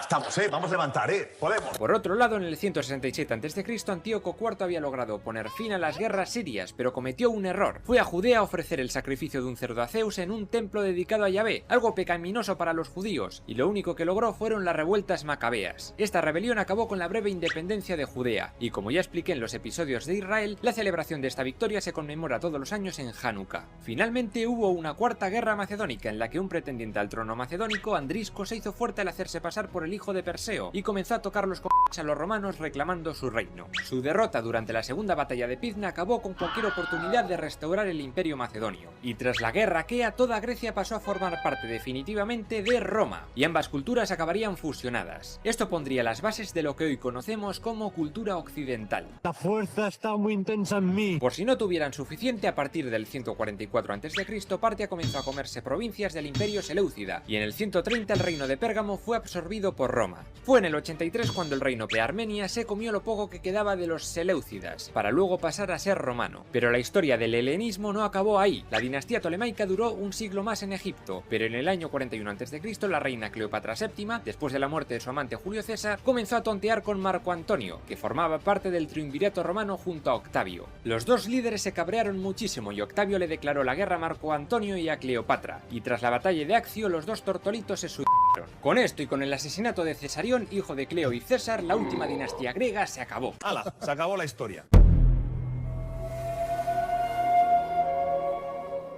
En este otro vídeo que hice en el canal y que podéis ver aquí arriba, hablé de toda la mitología griega y de cómo los antiguos griegos interpretaban la naturaleza a través de los mitos. Por ejemplo, decían que los rayos estaban provocados por la ira de Zeus y ese tipo de cosas. Pero durante la época arcaica, más de 500 años después de esa época de los grandes héroes, fue apareciendo gente que buscaba resolver los misterios de la naturaleza a través de la razón, el logos. Los pensadores griegos comenzaron siendo físicos y buscaron los secretos de la naturaleza. Esta búsqueda de conocimiento fue llamada filosofía, palabra que significa amor a la sabiduría. ¿Qué cosas? ¿Qué inventos? Vamos a empezar este viaje por la filosofía griega hablando de los presocráticos. Los filósofos presocráticos se caracterizaron por la búsqueda de un principio primordial y único de donde salían todas las cosas del universo. Estos filósofos fueron llamados cosmológicos por eso, buscaban el origen del cosmos a través de la razón. Este principio universal fue conocido como arjé y variaba dependiendo de la opinión de cada filósofo. Tales de Mileto fue el primero en hablar abiertamente de esto y dijo que ese elemento era el agua. Del agua salía todo y todo volvía a ella. Además también fue a Egipto y calculó el tamaño de las pirámides comparando la altura de su sombra con la de un bastón. El tipo era tan bueno en mates que hasta predijo el eclipse solar del año 585 a.C., por lo que fue el primero en demostrar que de intervención divina nada. En lo que tienes razón, tienes razón. Anaximandro, un alumno suyo, dijo que ese arjé era algo abstracto, indeterminado, y lo llamó apeiron. Era como una fuerza mágica capaz de crear a todos los seres de la Tierra. Lo definió como una especie de torbellino que equilibraba el cosmos de entre sus opuestos, calor, frío, seco, mojado, bien, mal. Esta lucha entre opuestos era lo que hacía funcionar o moverse a lo apeiron, y cuando se alcanzaba un equilibrio aparecía un objeto o lo que fuera. Si bebes, no conduzcas. Años después, uno de sus alumnos, Anaxímenes, dijo que por el aire se formaba todo lo demás: el fuego, el agua, las nubes y la tierra, y hasta el alma era aire. En el año 530 a.C., en Crotona, una colonia griega en la Magna Grecia, un tipo llamado Pitágoras de Samos fundó una escuela, la pitagórica, y sus enseñanzas se expandieron rápidamente por toda Grecia. Era una hermandad religiosa y mística dedicada al estudio de las matemáticas y de la naturaleza. Pitágoras metió en la filosofía la idea de dualismo entre alma y cuerpo, que era más bien algo religioso. La obsesión pitagórica por el alma le llevó a decir que era incorruptible, inmaterial y eterna, y era lo que nos daba la vida. Y este alma estaba muy relacionada con las matemáticas. ¿Cómo? Pues a través de la armonía. Decía que en los números estaba el principio natural de las cosas, que todo el mundo se regía por reglas matemáticas, y que con ellos era posible desentrañar la estructura de todo el cosmos. Esto lo demostró con su célebre teorema de Pitágoras, una verdad universal que sorprendió a muchos en aquella época. Esta armonía también estaba en la música, donde un determinado orden de notas podía dar lugar a una bella melodía. En esos años en Éfeso estaba Heráclito, apodado el Oscuro, no porque fuera gótico, sino porque tenía ideas un poco locas. Al contrario que los filósofos anteriores, para él todo es cambio, nada permanece estable o fijo, sino que fluye. Para Heráclito todo estaba transformándose continuamente, y ese arjé o fuerza primaria creadora y a la vez destructora era el fuego. Este proceso de transformación se llevaba a cabo a través de la lucha de los contrarios, dos fuerzas antagónicas, una disgregadora y otra agrupadora. Un ciclo eterno que creaba y deshacía las cosas. Pero, ¿quién manejaba estas transformaciones? Pues Heráclito hablaba de un logos o razón eterna, una ley que rige todos estos cambios. A ver, no hace falta entenderle, quizás nadie pueda. Se dice que un día decidió alejarse de la gente e irse a vivir al monte a comer hierba, y cuando estuvo enfermo parece ser que se enterró en estiércol para intentar curarse, y acabó ahogado en mierda. Esto se lo has dicho a tu médico. Mientras los griegos se enfrentaban a los persas en las guerras médicas, en la ciudad italiana de Elea, colonia griega en aquella época, surgió una escuela filosófica menos cosmológica y más ontológica, la escuela eleática. Se preguntaron menos por la naturaleza y más por saber qué es el ser, el arjé. Fue creada por Genófanes y su discípulo Parménides marcó un cambio drástico en la forma de pensar de la época. Para empezar, dijo que el pensamiento de Heráclito era una basura. Pero con respeto, No le iba la dualidad, la lucha de los contrarios y esas chorradas, y para Parménides solo había un ser único, eterno, finito, homogéneo, complejo, indivisible, esférico e inmóvil. Para poder llegar a la esencia de las cosas, estas no podían cambiar, es lógico. Para Parménides todo viene de la mezcla entre el fuego, calor, y la tierra, frío. Incluso llegó a afirmar que el alma estaba hecha de estos dos elementos, y que es el fuego lo que nos da la vida. Droga mala, droga mala. Uno de sus discípulos fue Zenón de Elea, precursor del método dialéctico para hacer zascas a los que se burlaban de su maestro. Algunos de sus argumentos para negar el cambio fueron un tanto absurdos, pero lógicos, como el de Aquiles y la tortuga, o el de la flecha y su movimiento. Otro filósofo nacido en la Magna Grecia fue Empédocles. Dijo que el arjé no era un solo elemento, sino 4: aire, agua, tierra y fuego. A este pensamiento se le llamó pluralismo, frente al monismo que hablaba de una sola sustancia para todo. La mezcla de esto crea todas las cosas, pero ¿por qué se separan? Empédocles dijo que el amor y el odio eran las dos fuerzas cósmicas que provocaban los cambios y la separación de estos elementos. ¿Qué me estás contando? Otro filósofo, Anaxágoras, hablaba de múltiples arjés, pero no solo 4, sino más, y los llamó semillas. Semillas pequeñas, diferentes entre sí e infinitas, solo visibles para el intelecto. Cada una tiene cualidades específicas y dependiendo de qué tipo predominen, crean una cosa u otra. Por ejemplo, decía que en un árbol había semillas de todo tipo, pero que formaban un árbol porque las semillas predominantes eran las de las hojas, la del tronco, etc. Y como nosotros mismos tenemos semillas de todo, podemos llegar a conocer la esencia de todas las cosas. Para explicar el cambio, Anaxágoras habla del nous, la mente o espíritu, e incluso una inteligencia superior que lo ordena todo. Sócrates era joven cuando iba a sus clases, pero dijo que le defraudaron mucho. Me parece que no da la talla. Sin embargo, este rollo de las semillas caló en algunos otros pensadores y de ahí surgió la idea de átomo. Quizás el atomista más famoso fue Demócrito. Este decía que la materia no era divisible infinitamente, sino que la unidad mínima era el átomo. Y estos eran todos iguales y se agrupaban al azar, formando figuras geométricas que daban lugar a todas las cosas. Es cuando chocan entre ellos cuando nosotros tenemos la impresión de que los objetos cambian. Donde no hay átomos existe el vacío, dijo. Junto a Leucipo crearon la primera visión mecanicista del universo. La ciencia moderna se lo agradecería. Ahora toca hablar de los sofistas y los cínicos. Tras las guerras médicas llegó la Pentecontecia, medio siglo de relativa paz, y Atenas se hizo la polis hegemónica de la Hélade. Además, con Pericles en el poder, la democracia se desarrolló como nunca. En este contexto tuvieron mucho auge los sofistas. Estos eran como profesores de sabiduría para jóvenes, que enseñaban en cualquier lugar público a cambio de un poco de pasta. Eran muy buenos en retórica, en el arte de persuadir, y muchos otros filósofos les consideraban unos chantajistas. Algunos famosos fueron Gorgias, Hipias, Pródico y Protágoras, que fue consejero de Pericles y un firme defensor del agnosticismo. Todo su pensamiento estaba encaminado a lo útil, socialmente hablando. Su objetivo consistía en hacer fuerte el argumento más débil a través de la retórica y la dialéctica, todo orientado a ganar discusiones en asambleas. Para ellos, saber hablar bien era la clave del éxito en la sociedad ateniense. Es el vecino el que elige al alcalde y es el alcalde el que quiere que sean los vecinos el alcalde. Los sofistas eran escépticos, no creían en el conocimiento universal, y relativistas. No hay una verdad absoluta, solo opiniones mejores o peores. Eso también hinchaba las pelotas a los demás filósofos, que buscaban una verdad o principio absoluto y universal. Por ejemplo, Protágoras decía que el hombre era la medida de todas las cosas. Alguien del norte podía decir que en Atenas hacía calor, y alguien del sur que hacía frío. Ambos decían la verdad, desde su perspectiva. Para él, los valores morales o éticos dependían de la sociedad, y no existía ninguna definición absoluta de justicia o de verdad. Se ha vuelto loco. Por el contrario, para Gorgias todo es falso, incluso las opiniones. Es lo que se conoce como nihilismo filosófico. Decía que nada existe, y si existe no lo podemos conocer, ni mucho menos comunicar, así que a tomar todo. Vivía en Matri. Uno de sus alumnos, Antístenes, crearía la escuela cínica, que continuaría con esta filosofía de vida de forma más radical. Estos cínicos rechazaron todo lo que consideraron una atadura para el hombre: normas, instituciones, costumbres, dioses. Vivían con lo mínimo necesario y siempre decían lo que pensaban sin importar las consecuencias. Uno de sus alumnos fue Diógenes de Sinope, que quizás os suene por el síndrome de Diógenes, que es acumular cosas en casa, lo contrario a lo que él hizo, pues se desprendió y vivió despreciando todo bien material. Vivió como un vagabundo y comía, dormía, cagaba y se masturbaba en cualquier lugar público. Parece que murió intentando comerse un pulpo vivo. Peculiar, muy peculiar. Otros dicen que un perro lo mató mientras peleaba con él por comida. Hablando de perros, la palabra cínico viene de cinos, perro en griego, referido a la forma de vida de esta gente, como perros, que viene a ser lo que hoy en día conocemos como perroflauta. Ahora toca hablar de uno de los filósofos griegos más conocidos, Sócrates. Cuando estalló la guerra del Peloponeso entre Esparta y Atenas, Sócrates se convirtió en un héroe de guerra. Ya conté que salvó la vida a Alcibíades y luego Alcibíades se la salvó a él. Tras el fallecimiento de su padre heredó tanta pasta que pudo vivir sin trabajar junto a su mujer Jantipa. Fue alumno de Anaxágoras, pero dejó de buscar respuestas en la naturaleza y se centró en el ser humano. Al igual que los sofistas, pensaba en la filosofía como una guía para que los hombres supiesen vivir. A diferencia de los sofistas, él rechazaba que la virtud fuese relativa. El bien y el mal eran absolutos, así como la belleza, la valentía, y matar era malo en todos los lugares del mundo. Decía que el mal era consecuencia de la falta de sabiduría. Para él, la razón de nuestra existencia era adquirir conocimiento, solo así podíamos ser felices. Hay que currar el cerebro. El problema ahora es, ¿cómo llegar a esa verdad absoluta de las cosas? Pues a través de la mayéutica, un método basado en un diálogo compuesto por preguntas y respuestas, cuyo objetivo es exponer las contradicciones de alguien y que así esta persona llegue al conocimiento.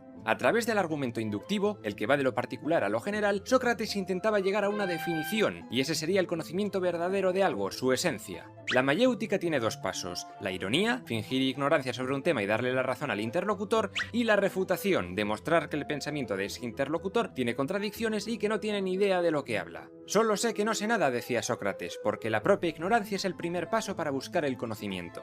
No sé nada.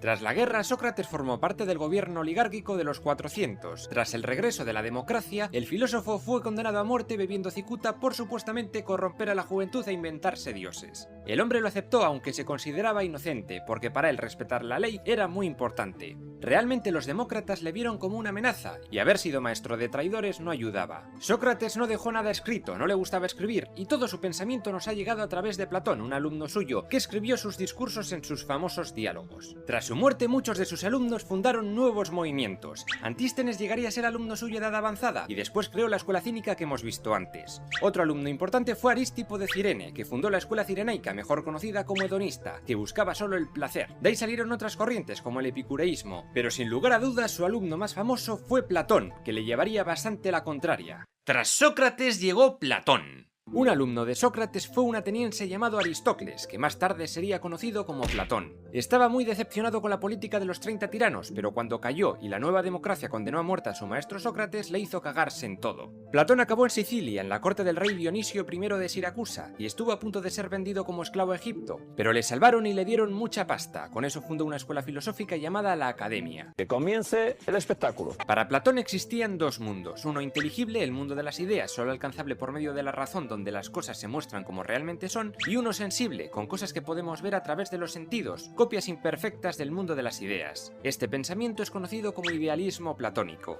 Un ejemplo: sabemos que es un perro y que no, a pesar de que hay muchas variedades, porque todas comparten la característica de canicidad, su esencia. Para Platón todos tenemos en mente la idea de perro ideal, su forma pura, que está en ese mundo de las ideas. Lo mismo pasa con el cuerpo y alma. Para Platón el ser humano estaba compuesto por un alma, eterna e inmaterial, y por su prisión, un cuerpo, material y corruptible, y la unión entre ambas se producía de forma accidental. La cosa es, ¿cómo podemos conocer la verdad de las cosas? Pues a través de la abstracción. ¿Y qué coño es eso? Bueno, Platón dice que el alma, antes de quedar atrapada en el cuerpo, ya conoce todas las ideas porque ha estado en ese plano de la existencia antes, pero que olvida todo cuando nacemos. A través de un proceso llamado reminiscencia, que requiere el uso de la razón, las personas comenzamos a recordar esas ideas en las constantes del mundo sensible. ¡Surrealismo!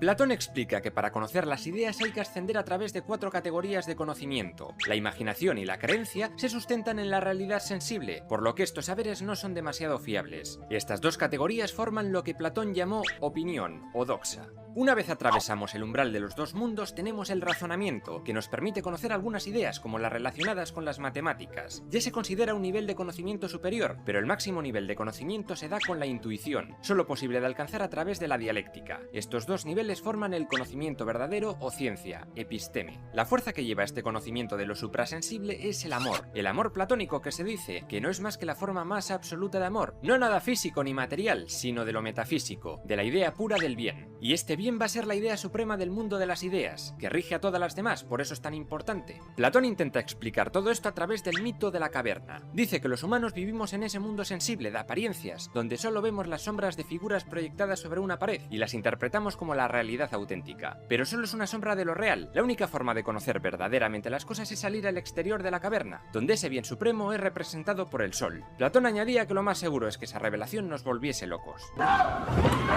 Se le ha ido un poco la cabeza. Con esto, Platón justificaba los cambios del mundo sensible, donde todo es relativo y hasta los sentidos podían engañarnos, mientras que lo eterno e inmutable era el mundo de las ideas. Ahora la pregunta es, ¿de dónde ha salido la materia? ¿Quién ha creado el mundo? Para Platón existía una especie de dios hacedor, moldeador de materia, el llamado demiurgo. Lo que hacía era coger materia primigenia del universo y tratar de hacer copias de las ideas, aunque no le salían perfectas nunca. Y cuando morimos, el alma se libera de esa prisión material llamada cuerpo. Platón entendía la muerte como algo bueno, como llegar a conocer lo real, mientras que veía la vida sensible como una preparación para ello. La obligación es morir en el terreno de juego. En su mito del carro alado, Platón compara el alma humana con un carro tirado por 2 caballos y conducidos por una auriga. Uno de los caballos representa la parte concupiscible y otra la irascible del alma, y el auriga representa la razón, y su labor es conducir a los 2 corceles, cada uno yendo a su bola, hacia la iluminación. ¿Cómo? Pues haciendo que cada parte actúe mediante su virtud. A esta armonía entre las 3 partes del alma, Platón la llamó justicia. ¿Qué es justicia?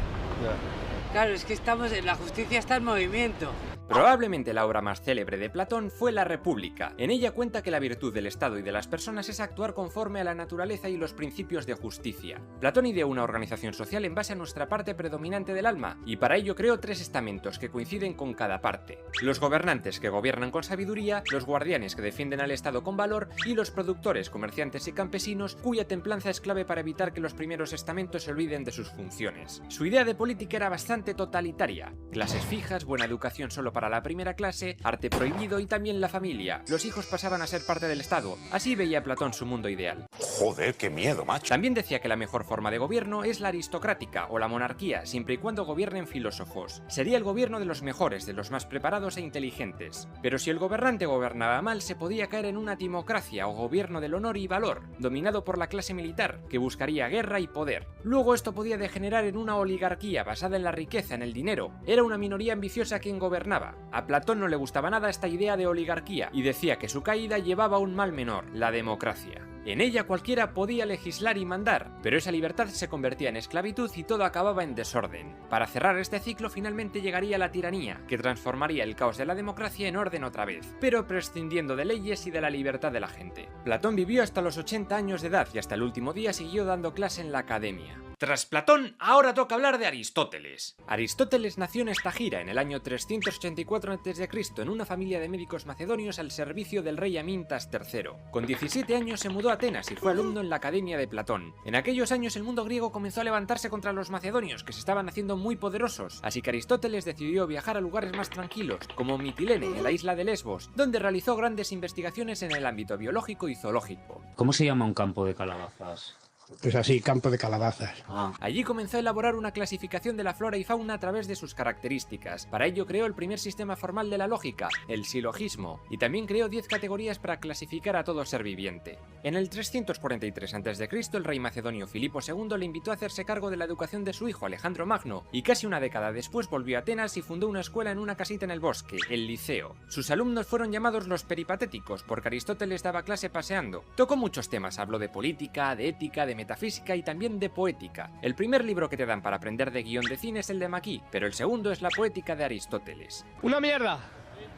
¡Una mierda! Aristóteles estuvo muy influenciado por las ideas de Platón, su maestro, pero se alejó de él en muchos aspectos. Mientras que su maestro fue influenciado por las ideas abstractas de las matemáticas, Aristóteles era de padres médicos. Su enfoque era más observacional, más biológico. Él sí se fiaba de los sentidos, y decía que con ello se podía llegar a esa esencia eterna e inmutable de las cosas. Y por supuesto, esa esencia no es algo innato que luego recordamos como decía Platón, sino que depende de nuestra experiencia. Es lo que se llama tabula rasa. Cuando nacemos somos una pizarra en blanco y a través de los sentidos vamos aprendiendo. A medida que vemos ejemplos de las cosas vamos aprendiendo su esencia. Por ejemplo, aprendemos qué es el concepto de justicia según vemos buenas acciones. Si no las vemos, no aprendemos.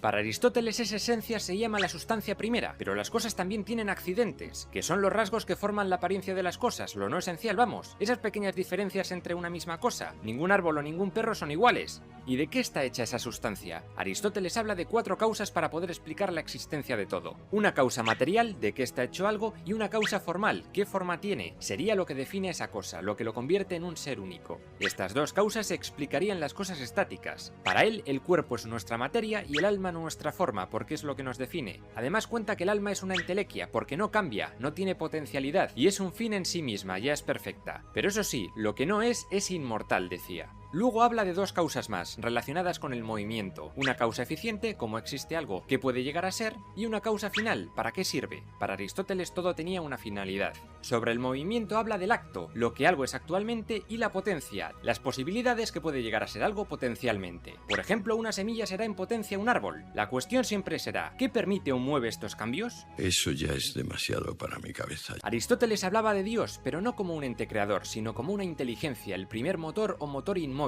y luego diversas inteligencias inferiores que eran las encargadas de mover las 55 esferas que rodeaban la Tierra. Para él la Tierra era el centro de todo, a eso se le llamó geocentrismo. El caso es que ese motor inmóvil sería la causa primera de todos los cambios accidentales del mundo sensible. Pasemos ahora a lo que dice de la ética. ¡Al loro! Aristóteles define la vida humana como una cadena de fines. Cuando una persona completa una meta, eso le lleva a querer otra, y así siempre. Sin embargo, sí que hay un fin último, la felicidad. La ética para Aristóteles va de eso, la búsqueda de esa felicidad. Esta no va a ser ni ni dinero, ni honor, ni los placeres inmediatos, porque dependen de otros. La única cosa que podemos hacer por nosotros mismos es razonar, ser sabios y racionales. Por favor, repasen los libros de la EGB. Hay que saber combinar sabiamente la contemplación, los bienes externos y la virtud. Además añade que para ser virtuosos tenemos que habituarnos a hacer el bien, a dejar de pensar tanto en el yo y más en el nosotros, en toda la gente, en el bien común. Ese es el camino de la felicidad, un mundo donde todos somos felices. También es cierto que Aristóteles defendía la esclavitud y consideraba a la mujer inferior al hombre. No me lo creo.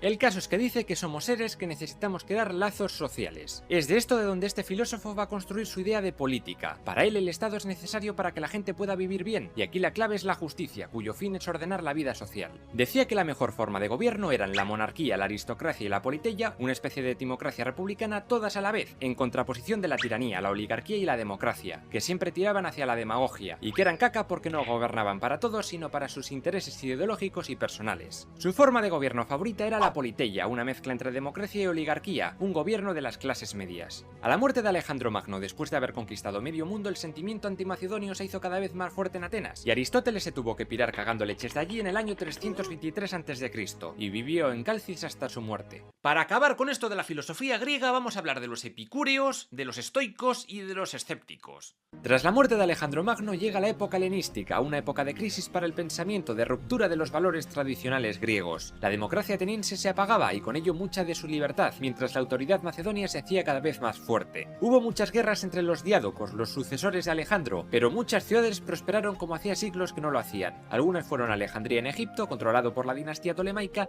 y más tarde el reino de Pérgamo y Antioquía, la capital del imperio seleucida, fundada por Seleuco I en honor a su padre Antíoco. ¡Qué fantástico país! El director del liceo, Estratón de Lampsaco, se trasladó a Alejandría para dirigir una nueva institución llamada Museo, un lugar dedicado a las musas para almacenar todo el conocimiento del mundo. Tenía una famosa biblioteca, también un zoo, un jardín botánico y hasta un observatorio astronómico. Ese lugar sirvió de reunión a científicos de todo el mundo helenístico e incluso de más allá, para compartir conocimientos. Y el avance en matemáticas, astronomía, geografía, ciencias o medicina fue brutal. Con todo esto la filosofía se volvió más práctica, más cercana al hombre, una especie de manual de vida para alcanzar la felicidad y el conocimiento. En estos años vivió Diógenes de Sinope, de quien hablé en el episodio anterior, cuya filosofía, la cínica, provenía de los antiguos discípulos de Sócrates, que llevaron su pensamiento hasta el extremo. Proponían alcanzar la felicidad despreciando toda convención social, todo lo material, todo conocimiento y evitando caer esclavos de los placeres. Vivir sin ningún objetivo, básicamente. ¿Qué dice, hippie colgado? En el año 306 a.C., un tipo llamado Epicuro fundó una escuela en las afueras de Atenas, la Escuela del Jardín llamada tradicionalmente. Epicuro trataba de llegar a la felicidad, y cómo llegar a ella, pues a través de la ausencia de preocupaciones, especialmente sin el miedo a la muerte, y a través del placer, un placer regido siempre por la prudencia. Ese es el fin humano, vivir una vida tranquila, placentera, sabia, llena de amigos y moderada. Hay tres tipos de placer según el epicureísmo: el placer natural y necesario, comer y beber; el natural pero no necesario, manjares y sexo; y el no natural ni necesario, dinero y poder. Y estos no deben ser buscados nunca, y para eso está la prudencia, porque es probable que eso nos cause problemas. Bueno,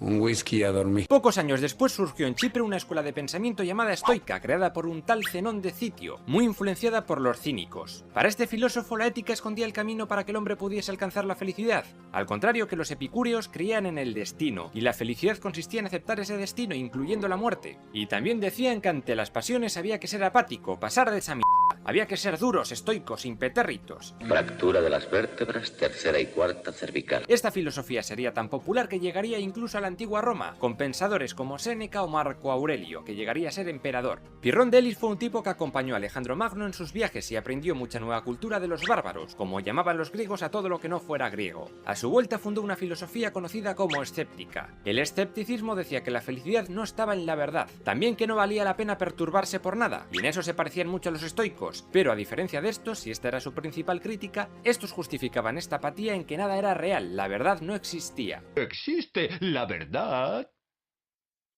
¡Y la verdad! En el siglo II a.C. toda la filosofía griega parecía agotada, y llegó una corriente llamada eclecticismo, que lo que hacía básicamente era quedarse con lo mejor de todas ellas. Ya no era lo mismo, no había originalidad, era como ver un remake de cine tras otro. Era una época con pocas ganas de innovar. El mundo tendría que esperar más de medio milenio